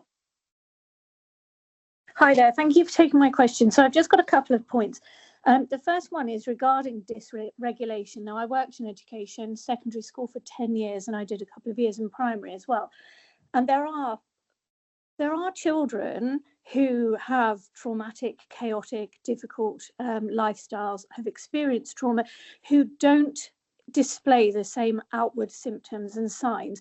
And often it was a worry actually to or a concern that perhaps those children didn't get the attention that they needed as a result. But that's by the by. What I want to know, if it's not by the by, but what I mean is, that's not for us to answer here. But what I want to know is there work being done to understand why some children react so differently, and to learn from those experiences of others who maybe have managed in different ways? And then regarding the deficit itself, obviously at the moment we're able to disregard that against our own budget. But I wondered if that was extended, if the government said we're going to extend that, would we still work really hard to try and reduce that deficit? And who is missing that money? Where would that budget, where would the money go back to? Which budget would it return to if we were able to end it? Sorry, that's really badly put, but I hope that makes sense. Do tell me if it doesn't. Thank you. Thank you. So on the point of external, so what we describe as externalization versus internalization. So if a child is distressed, they may express that outwardly, or they may turn that distress within. And I think that's what you're referring to. I think in our experience, the biggest differentiator about why some children internalize and others externalize is gender. And girls are much more likely to internalize and boys are much more likely to externalize. And often that's one of the reasons you will see a big gender disparity in the pupil referral units in terms of being predominantly male. Also, our social, emotional, mental health special schools, including Hillview, are predominantly male as well. If you speak to CAMS about mental health, they would see far more of those internalizing behaviors, which can manifest as self-harm or eating disorders, anxiety and depression, and those being more likely in the female population. But also some of this, I would emphasize, nobody that I have heard understands why we have seen a spike in externalized dysregulation. It's, as you say, it's harder to track down the internalized dysregulation. Nobody in the country so far as I can tell yet understands why this is happening, but we've also seen that pattern. You can see in some of the national reports indicates that it's a global pattern that's been seen in other countries as well. In relation to the override, so if speaking perhaps in fantasy land here, if the government were suddenly to pay off the deficit, what would happen is that money would go into the high needs budget. Now that the deficit is real money that the council is having to produce because we had to spend actual money. Now in the past, the deficit in high needs was at such a level that the money that we were holding in the local authority bank account, as it were, from local authority maintained school surpluses cancelled out that deficit. So we were essentially holding cash for schools, and that cash was paying for the deficit. As the deficit has grown, the local authority now needs to produce real cash to mitigate that. So it is the local authority's budget that is supporting that deficit, and the local authority would not need to borrow money to sustain that, were that deficit to be paid off. As the deficit grows, that is a bigger and bigger burden on the local authority position. Thank you. Brilliant. Thank you.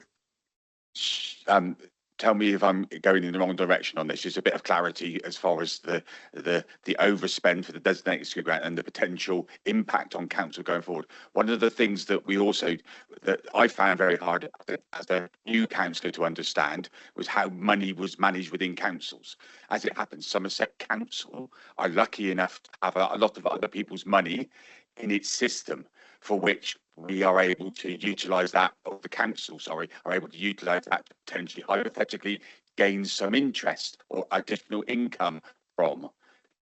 If we haven't got that money in our system, that's not a loss of income, but it's a hypothetical. It's costing us to do it. So I think that's Lucy's question is really important, and we understand that. But I'm going to start to summarise now. My first point is, I think it's important for us as a committee to understand high needs grant, who sets it, where it comes from, the schools block, and how. Because if you search for high needs grant, it says that it's the government set by a formula, but then it says local authorities have the ability to transfer money from the school block into that if they need to. So perhaps a briefing paper or on a page explaining that would be really helpful, because as we go forward, this is going to become more important, and include on the bottom of that about the statutory override, because that then gives us an indication of where we are.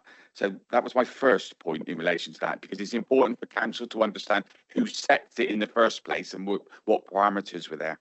I'm going to say that so one of the recommendations or points that we go forward, my suggestion is that this comes back at the earliest sensible opportunity, and I'm penciling in May for that, because in theory the new plan should be available and you'll be able to have time to cross-reference and do that. So I think that's important. I think also the briefing note that I've asked for, and the slides that you've given us today, I think all of council would benefit from a little bit of understanding. So I'm at my next point would be, through Democratic Service Support, if we could share that information, the slide pack.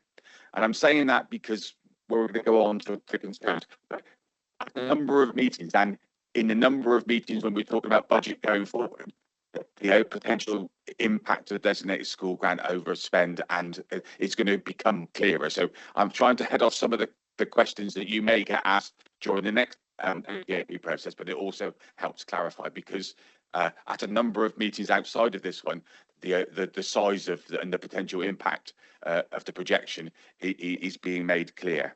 I'm going to suggest, members, that we make a recommendation to executive from us, because I think one of the first thing is the concern of the fact that the growth of the overspend and the potential impact this may have on council in relation to the statutory override, and what government are doing about it. So I'm going to suggest that one line says something along the lines of this committee expressed concerns about the increase in designated school grant, the potential the overspend and the potential impact on council, and then also the impact of what's going to happen with the statutory override as we go forward. That's the first one. Secondly, we would express concern about the escalating numbers that are there, but included in that the apparent or potential lack of placements for these children. I think that, to me, it can go above the budget size, because if there are young people not getting the education they need, that's going to be a bigger impact going forward, because those children are going to escalate. So so it's expressing concern about the numbers, but also the lack of placements, for projected lack of placements for those there. And unless for now, my next bit is about in relation to the letter that Councillor Shearer and Claire wrote to the government. I'd ask whether you had a response to that. You don't necessarily have to answer now, but it's more a matter of, can we add some, or ask the executive as a whole from this committee to add some weight to your request? So if they've responded, was it an adequate response? And can we say, get the executive of the council? Just one on the last point, Heather. Thank you very much. I'll just come in quickly. I mean, I think as we mentioned earlier, that the letter that was really between Amelia and Claire with my name as well on the bottom of it, supporting it, was trying to make the point that we acknowledge really that the change to special education needs is a big statutory change that needs to happen because there's so much awry with it, nobody realises. But we came up with, you know, a number of things that could be done very quickly. That wouldn't require the whole thing to be thrown up in the air and back down again. And absolutely right, very quickly we got in the diary a number of people from the DFE to come have a listen to us, to talk to us. Well, that was back in September, October, I think, actually October by the time it happened. So I think it's probably timely at this point for them perhaps to be reminded, and it won't do any harm in that regard. And I think it's also good for the executive to be reminded as well that we have asked, and we did get. It was very non-committal, the conversation, was it not? They listened, but I think it was very early doors for them. So I think, yes, let's do that.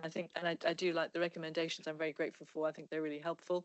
And I'm just thinking maybe that as a suggestion, because obviously sharing the slides are brilliant, but I think it'd be great if we could put that together as a little pack, which also includes that descriptor and anything else you might want as well. So rather than just sending these off on their own, I think they need to be kind of bookended, but that'd be lovely. Thank you.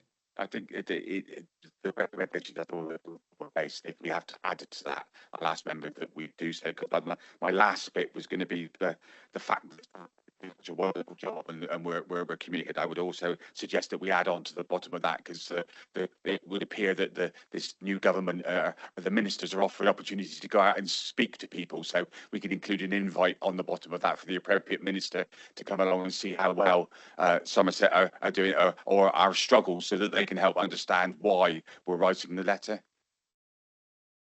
Members, what do you think?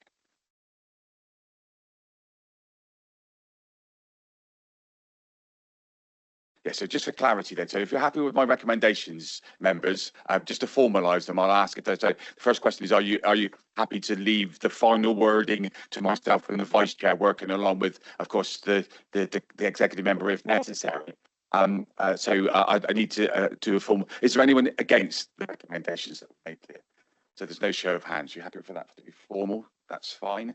Okay, I think that's where we are for now. So that's item 7 complete, and at this point I will take a comfort break. Members, we're at 12:05. We have to finish at 1. We've got 2 items to get in. So what I'll do is I will take a 10-minute break now and start again at 1/4 past. But please, I will start at 1/4 past, whether you're in your seat or not. Thank you.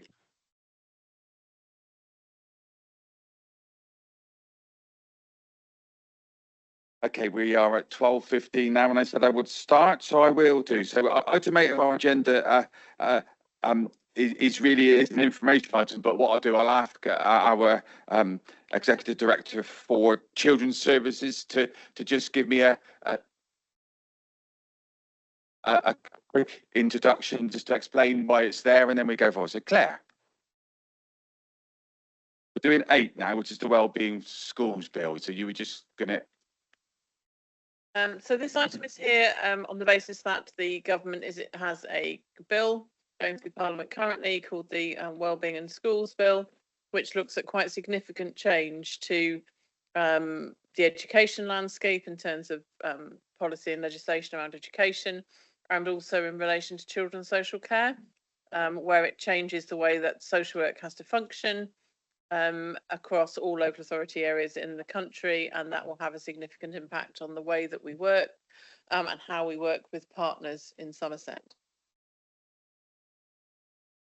Do you want me to take you through the paper, Lee? Or no, what I said, the slides, I'm just looking at time, members, so the slides that we've got are informative, but the reason I wanted to just, rather than just brush over it. The important, relevant, it links very much into a lot of what we've talked about this morning, and where we're going with it.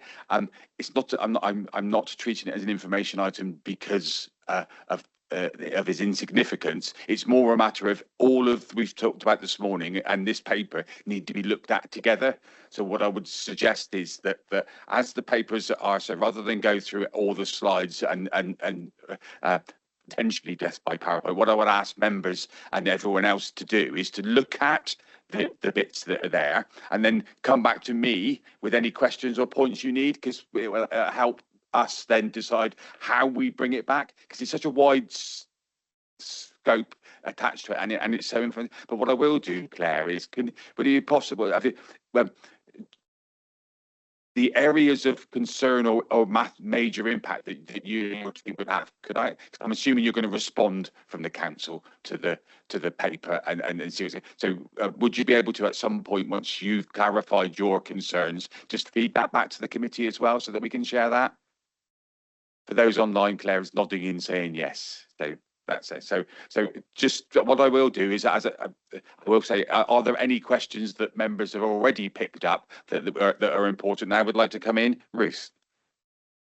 Just one for me. So I think because we've had the conversation this morning about Somerset's reliance on independent, non-maintained schools, and the recommendations that are coming in about the independent schools and the new powers for the Secretary of State, that I think we just need to note is potentially a risk for us in Somerset, because if they suddenly decide to suspend loads of independent, non-maintained schools, the local authority will have a responsibility to find placements. And as we know, we don't have placements just sat there. I think this is more technical than anything else. It's just making sure that the legislation is in place for potential practice. It's very unusual for the Secretary of State to close. At the moment, all they can do is close an independent, non-maintained school. It's unusual for them to do that, so they want the ability to be able to suspend a registration while they investigate. If they did do that, then, as I've said here, when those pupils can't attend that school, the local authority is likely to have the responsibility for sourcing alternative education during the suspension period. There's no indication of volume in terms of that there's likely to be a huge increase in volume in those when suspension comes in.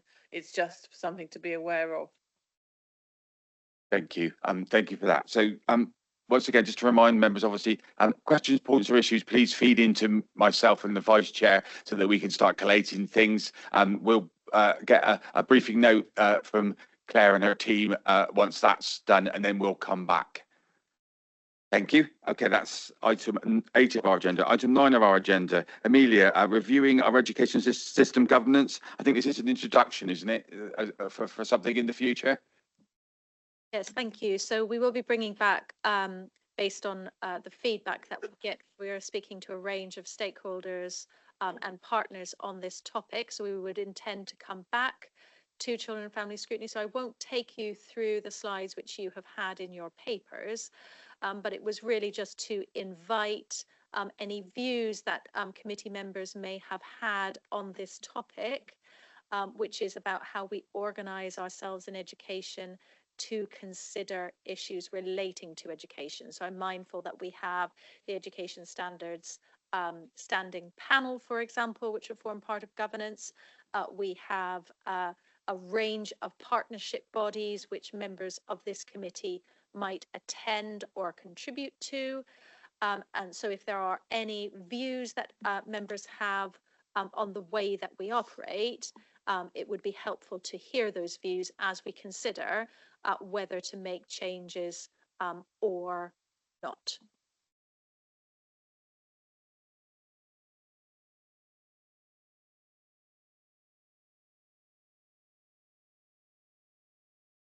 Sorry, I just had my microphone decided to resync itself. So there we are. We're back again. Thank you. Sorry, members.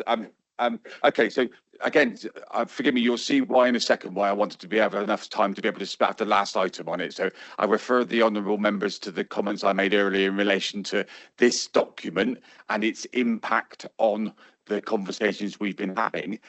My understanding is that Amelia, at some point, once the governance structure once the revisions are ready, you'll bring that back in a more formal way for us to look at and scrutinise for going forward. Is that correct? Yes, that's the intention. At this point, we're just seeking views on which so far people have fed back that yes, they think that our governance structure is potentially in need of review. If there are views from this committee, then we'll feed that into the process before we bring something back. Thank you. So just to be clear, members, I know you've all read the papers and you have a list of questions in front of you. If you feed me those questions, then we can work, the Vice Chair and myself can work with officers to make sure that we come back. But for the minutes, that this item will come back at the first opportunity that we have, that you're ready for it to come back, so that in a more concise, it gives you a better idea of what it actually is going to say. Any points or comments, members, Francis?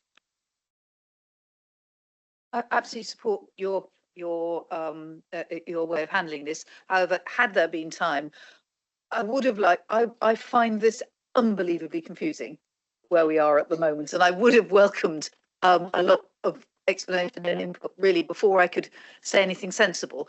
But I do entirely understand and support. If it makes you feel better, I have had a number of questions myself, which I was going to take outside the meeting. So, Amelia, could you ask someone to organise a meeting or a consultation, an hour in your calendar, so that we can maybe dig down? I'll volunteer to be part of that, along with Councillor Nicholson, and I'll open that to any of the members in the room that would like some further information. Would this be something suitable to consider in depth at the standing panel?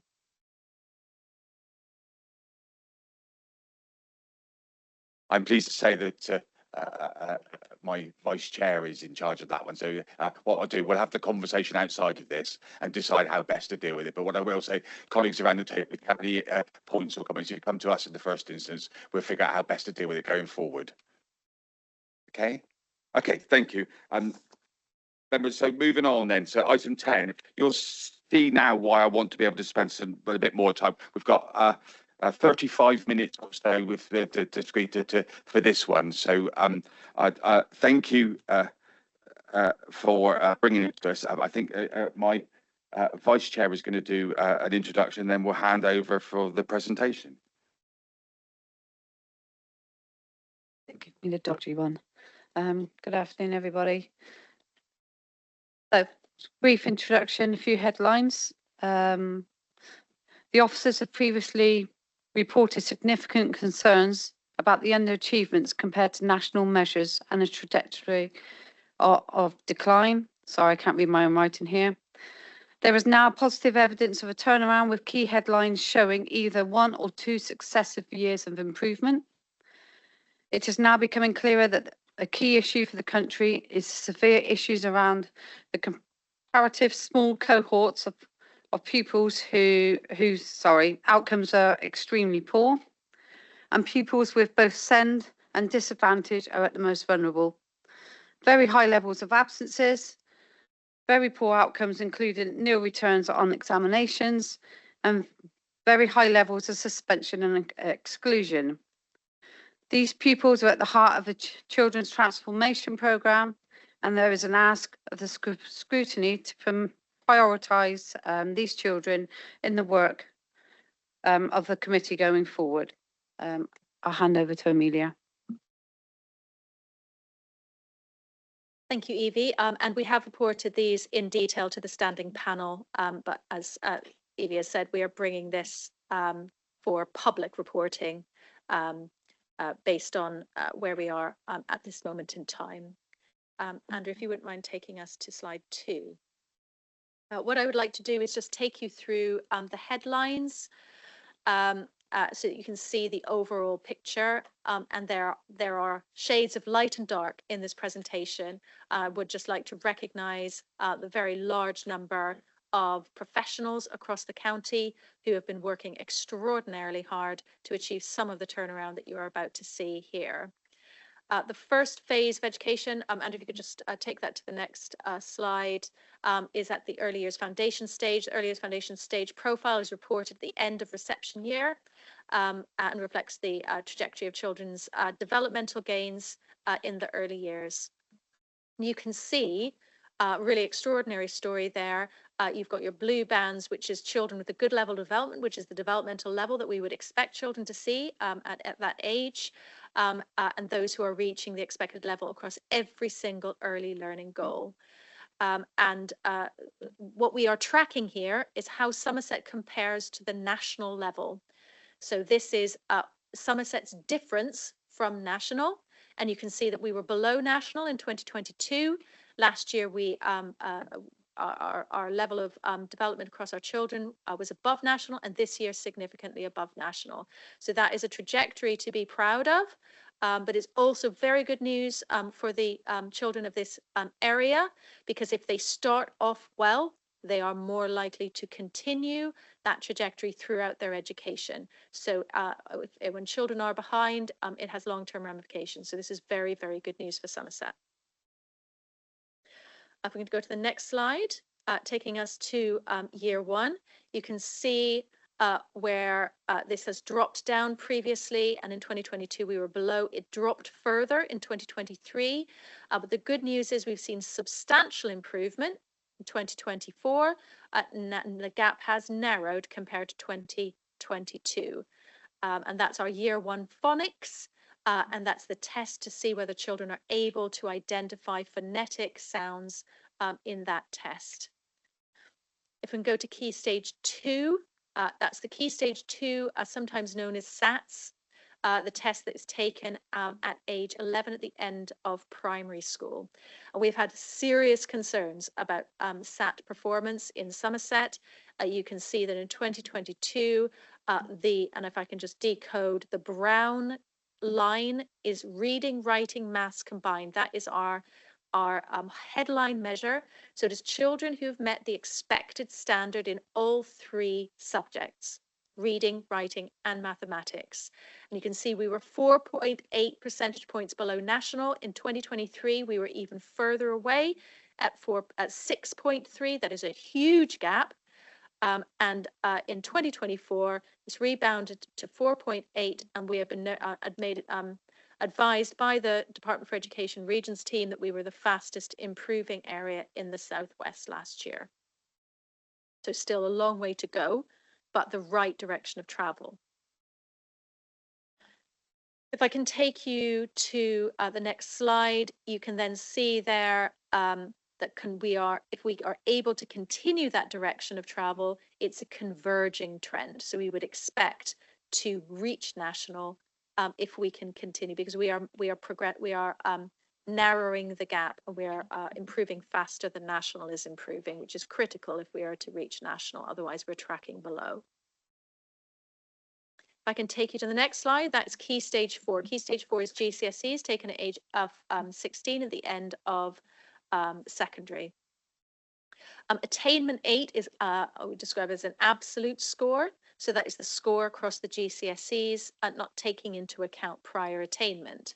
And you can see the trajectory where Somerset was following, but very much below national. And then as national decreased after COVID, Somerset's gap widened, but the national gap fell this year as well.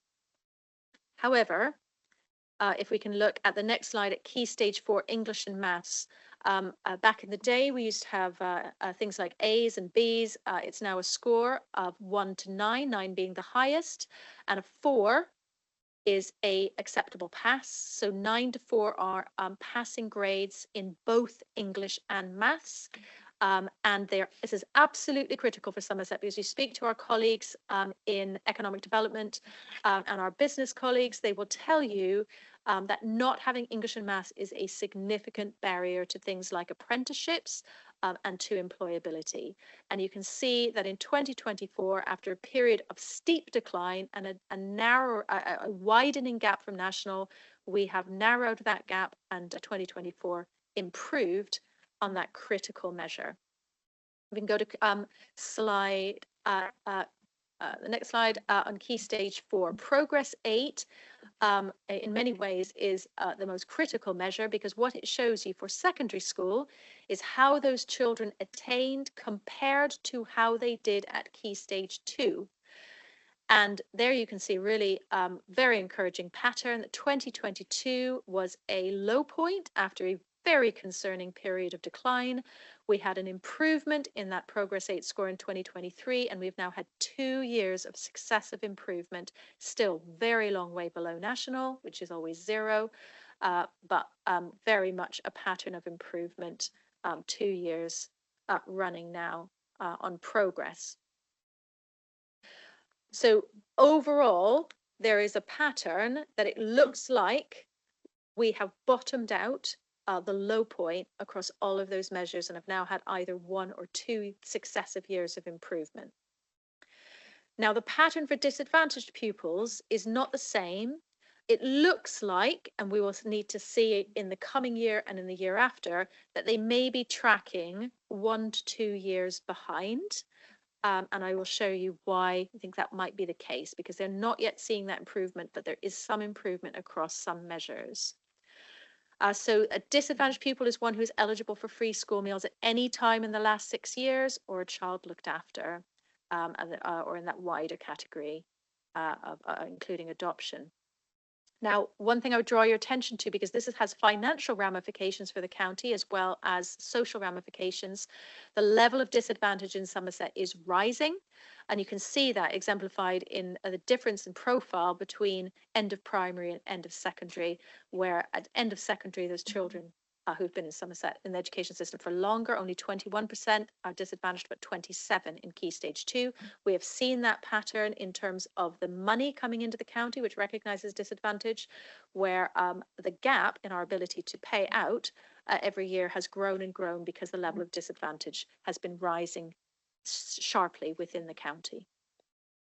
But if we look again at the next slide, you can see Year 1 phonics, Key Stage 2 attainment, Key Stage 4 attainment and progress. That for Year 1 and Key Stage 2, you can see an ongoing growth in the gap from national, some very, very significant gaps there.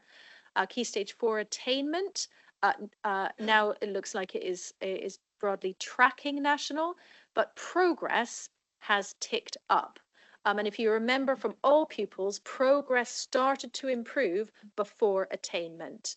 And therefore, there may be grounds for optimism that the pattern of bottoming out the trajectory of decline is a year behind for our most disadvantaged pupils than for all pupils, which from a common sense point of view, you would expect, because children who are disadvantaged may well have lower resilience and fewer supportive factors to enable them to bounce back as quickly as other more advantaged peers. In relation to SEND pupils, again, that concerning pattern, and SEND, as we've been discussing, is both our children with EHCPs. Andrew, if you could move the slide on.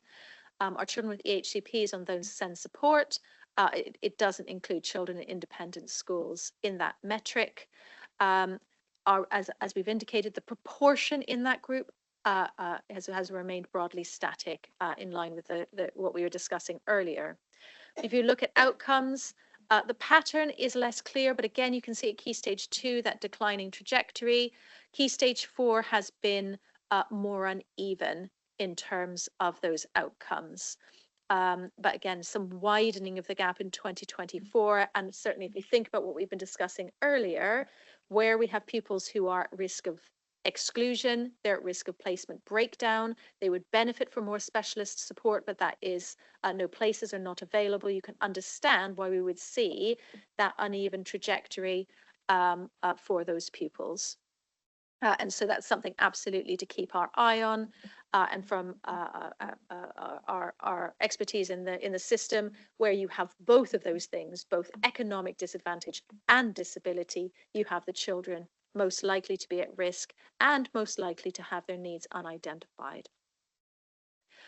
If I can draw your attention to the next slide, pupil attendance. Obviously, there's been national concern around levels of attendance and absence in schools across the country. We have not yet recovered from COVID. So you can see there that in 18-19, our annual attendance was at 94.8. And in 2023-24 ended the year at 91.9. We only have autumn and spring so far this year. It looks like there may have been a slight improvement, but we'll look at the full year, and it tends to decline over the year. So ongoing. But if you then look at the next slide, and certainly if you speak to our educational colleagues on the ground, they will say that the impact of COVID is not evenly distributed across the cohort.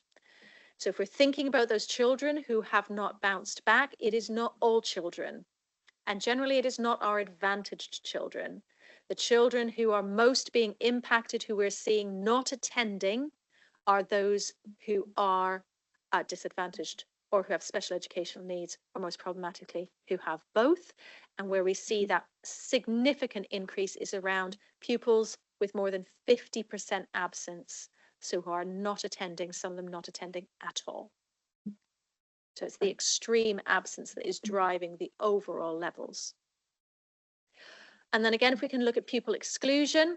So the good news is, again, it looks like 2023 was potentially our nadir, the year before things started to turn around. So you can see there by calendar year, we had 161 in 2023, 140 in 2024. So we will see what 2025 looks like. Obviously, that year has only just started. And then you can see there's an annual pattern to that, but it looks like 2023 was the high point for exclusions. And again, if you look at suspensions, you can see a very similar pattern, and just look at the scale of suspensions in this area. 13,000 individual suspensions in 2023, down to 10,500, still huge volumes of suspensions there. But again, it looks like the high point was in that 2020 year, which aligns with both attainment and progress. If you are not getting on in school, unsurprisingly, you do not pass your exams. If you are at risk of exclusion, the likelihood of doing well in attainment progress is significantly reduced. And just some notes there. So I'll end there, Lee. I'm very happy to take questions, but I would just summarize by saying there is some very good news here, and we should be very proud of what our educational colleagues are achieving on the ground. These are really significant shifts in a county that was in a very difficult place, but it's now becoming clearer where those challenges are concentrated, which pupils need our help the most, and that has to be the focus going forward, and that would be our ask to the committee to bear that in mind. Thank you for that. A couple of points. Obviously, this is as it were, an end of term report or an end of school report for last year, and with a snapshot for where we are so far going forward. All of the points that we've made reference to through this meeting are showing that those children most in need are the ones that are being most impacted. So I'm sure the first question is, we're doing lots to try and address this, but am I right in understanding that the schools transformation programme is being put together to try and meet some of these objectives? But are you all at that as well, taking into account the fact that we can deal with the way we deal with the young people already in the system and the way we deal with them on the way into the system are going to be two separate plans that we need to hopefully we need to reduce demand as early as possible. So what are you doing in the transformation programme to try and address those points? So just as you've said, Lee, the most important mitigation is a generally good standard of education in every school, because we know that good quality teaching, high quality teaching, curriculum and assessment is the most important mitigation, and good, solid, old-fashioned school improvement is absolutely critical to that. And you will know the efforts that my team have put in place in terms of local authority maintained schools. Our collaboration with multi-academy trusts in their responsibilities has never been better, and we hold each other to account much better than we ever have done. So that's the first mitigation.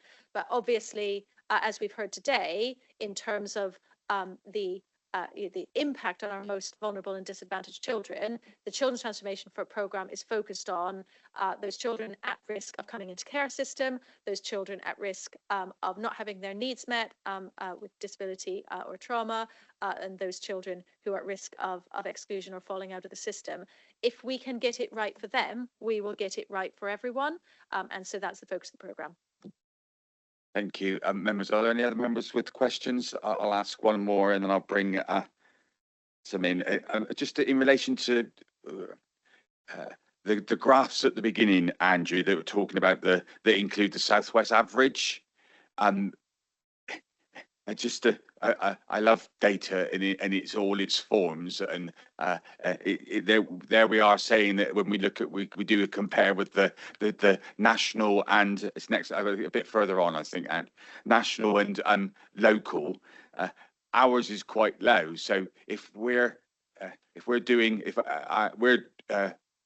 really or very poor, there must be some a lot better. So are we looking at statistical neighbours isn't really a good example. If this is a Southwest comparison, are we looking at our near neighbours to see what we can learn from them and bring that in?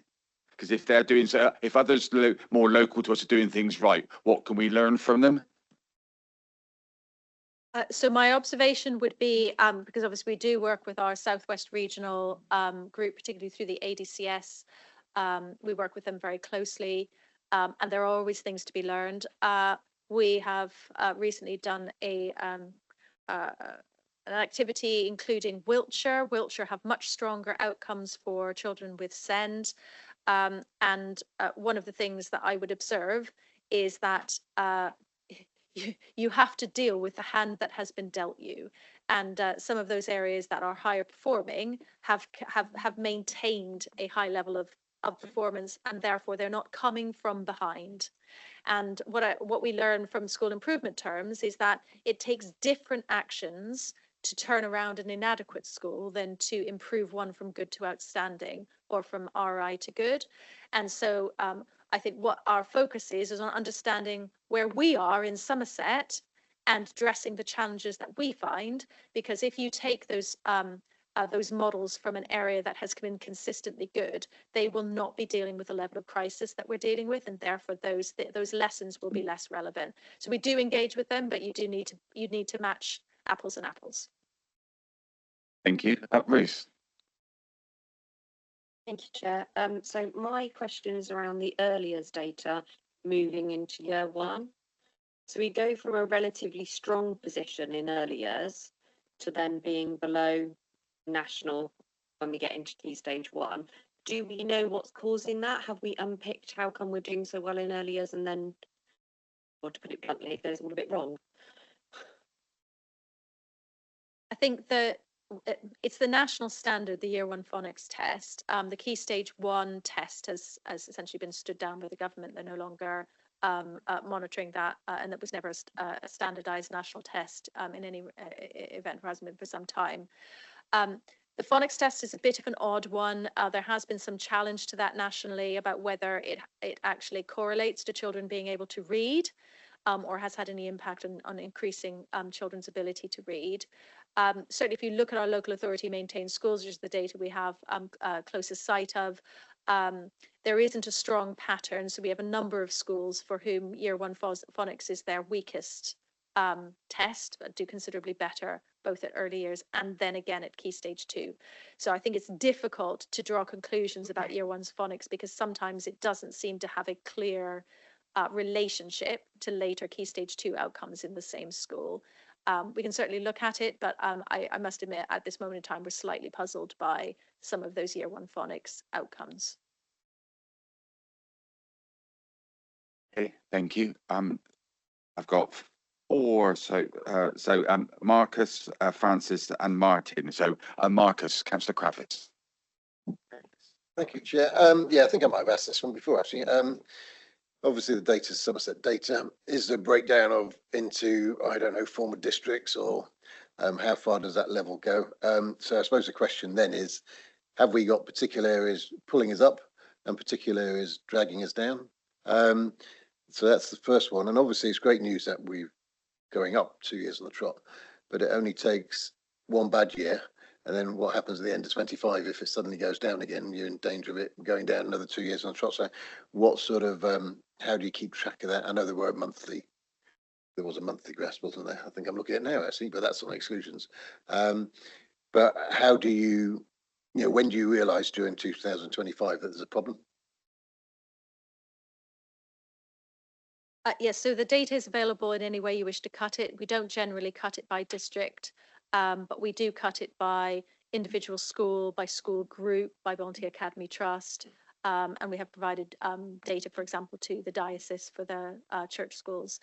So there is, every way that you can think, you can cut it. What I would say is that, unsurprisingly, we do have areas of greater deprivation, and as you would expect, their outcomes are generally lower.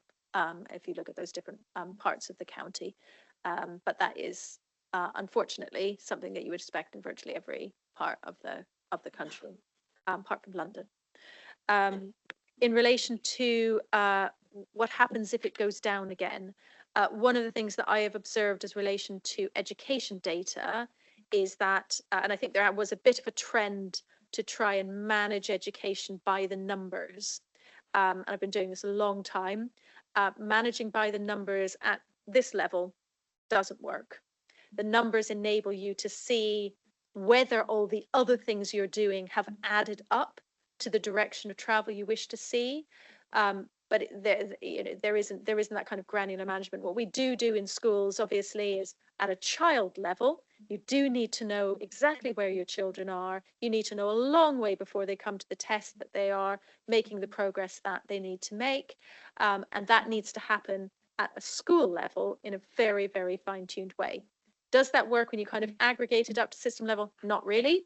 The things that we need to do at a county level are different in kind, but what it comes down to is understanding the drivers, listening to school-based colleagues, taking the lessons about the things that they say are barriers and inhibiting them from making progress and focusing on those. That's exactly the kind of thing we're talking about in the deficit management plan, for example, is saying, what are the things that are inhibiting schools from doing what they need to do? And when we focus on those, we start to see these positive trajectories. Before I bring the next question, I'll add on to that because there's a point that I was going to make, and perhaps hopefully it'd be helpful to explain. So, as a county or as a council, we're judged on all schools' outcomes.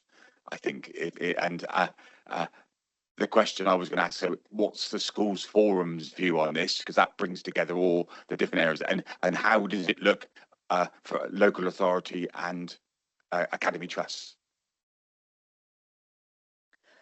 So I guess your question, Lee, and it may be something that colleagues want to feed back on in relation to governance. It is not clear who represents education in this county. And I have had that conversation with multi-academy trust CEOs, for example, who've said, who is in charge? And it is no longer clear in education who is in charge and who would then take an overview. Schools Forum, as a general rule, does not look at educational headline data because they are focused on the finances. That's their terms of reference. We have raised this with the Multi-Academy Trust CEOs group, but one of the reasons that we are considering the question of governance is because it's not clear who decides, who considers, who acts anymore. But the DFE has given a very strong steer that they would like that to become clearer as a whole.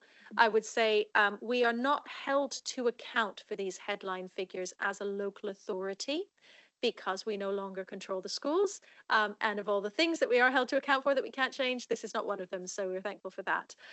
But certainly it is part of our role to be part of the system leadership. And it is one of the things that we have taken upon ourselves and I think one of the things that school and other system leaders welcome is for us to be the organization that takes an overview, be an organization that shares data, and that helps other people to engage with these issues. Thank you. The reason I made reference to that, because obviously it refers back to a previous governance paper that we were talking about earlier. So hopefully I'm drawing some lines so that members can see that where it's all linking in. Thank you. Francis, Councillor Nickerson. Thank you, Mr. Chairman. Just a brief one. nothing succeeds like success. Good level of development, really starting right at the very beginning. I didn't, forgive me if I haven't dug it out of the paper, but I didn't see anything about where children living with deprivation were on that. I think I only saw overall, and we know that our gaps are getting bigger further through. So where are we when we start? That is a very good question, and if that has, if that isn't in the pack, I can get that data for you.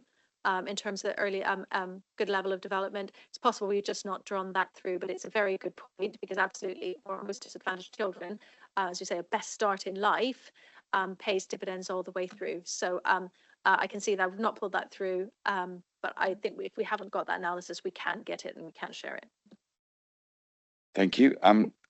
Councillor Lovell, Martin. Thank you, Chair. Not within our control, but I find the definition of children looked after as disadvantaged rather harsh.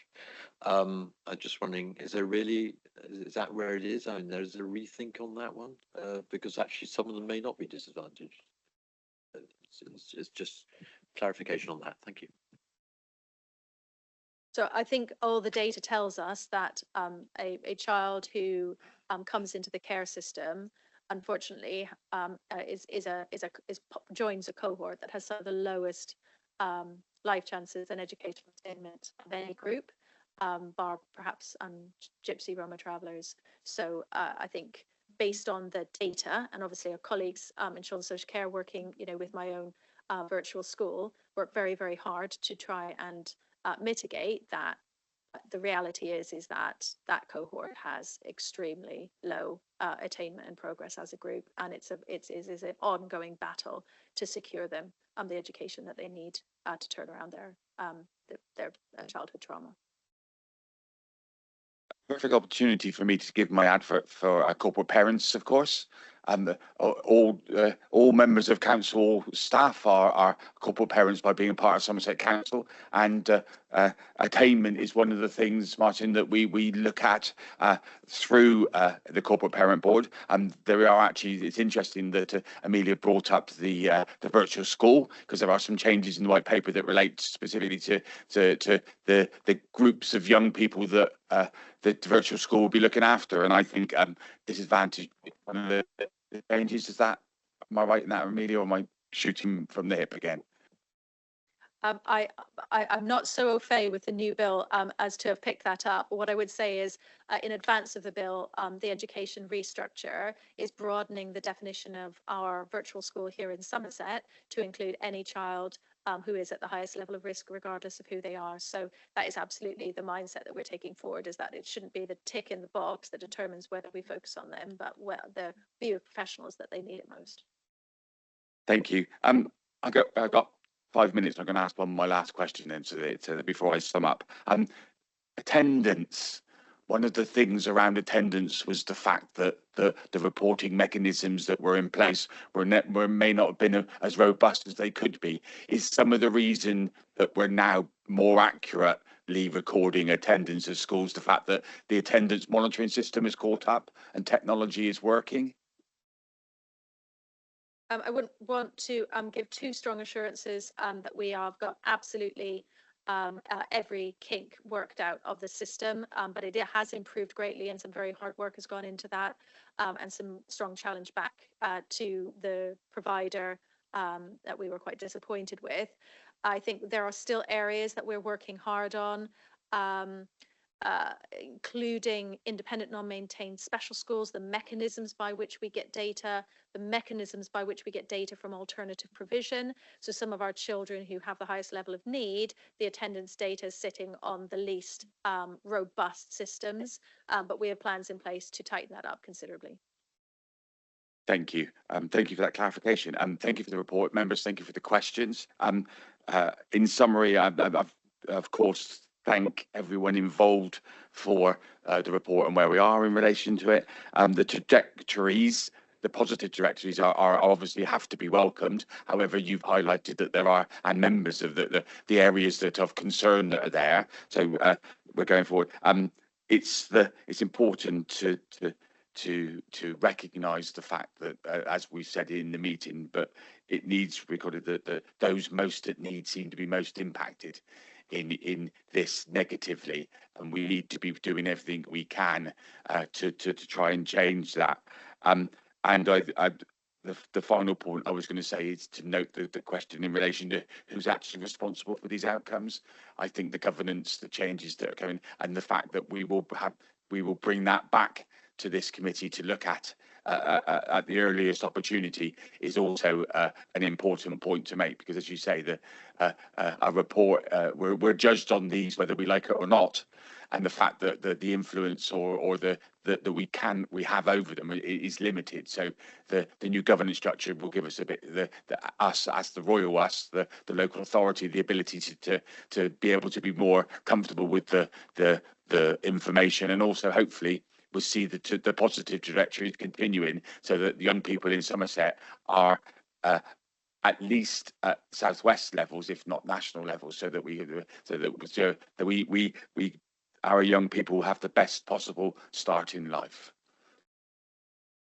Thank you for that, everyone. Okay, he's moving on. Then item number 11 of our agenda is to note information circulated between meetings. If there are any, this is opportunity for those that have questions to raise in relation to those, or points or issues for things that are circulated.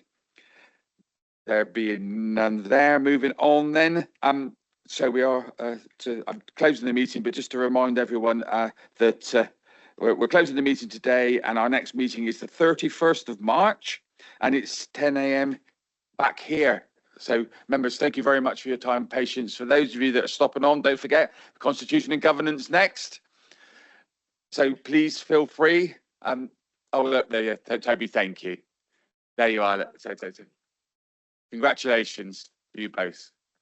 Thank you, everyone. Take care. Congratulations, Tony. Cheers all.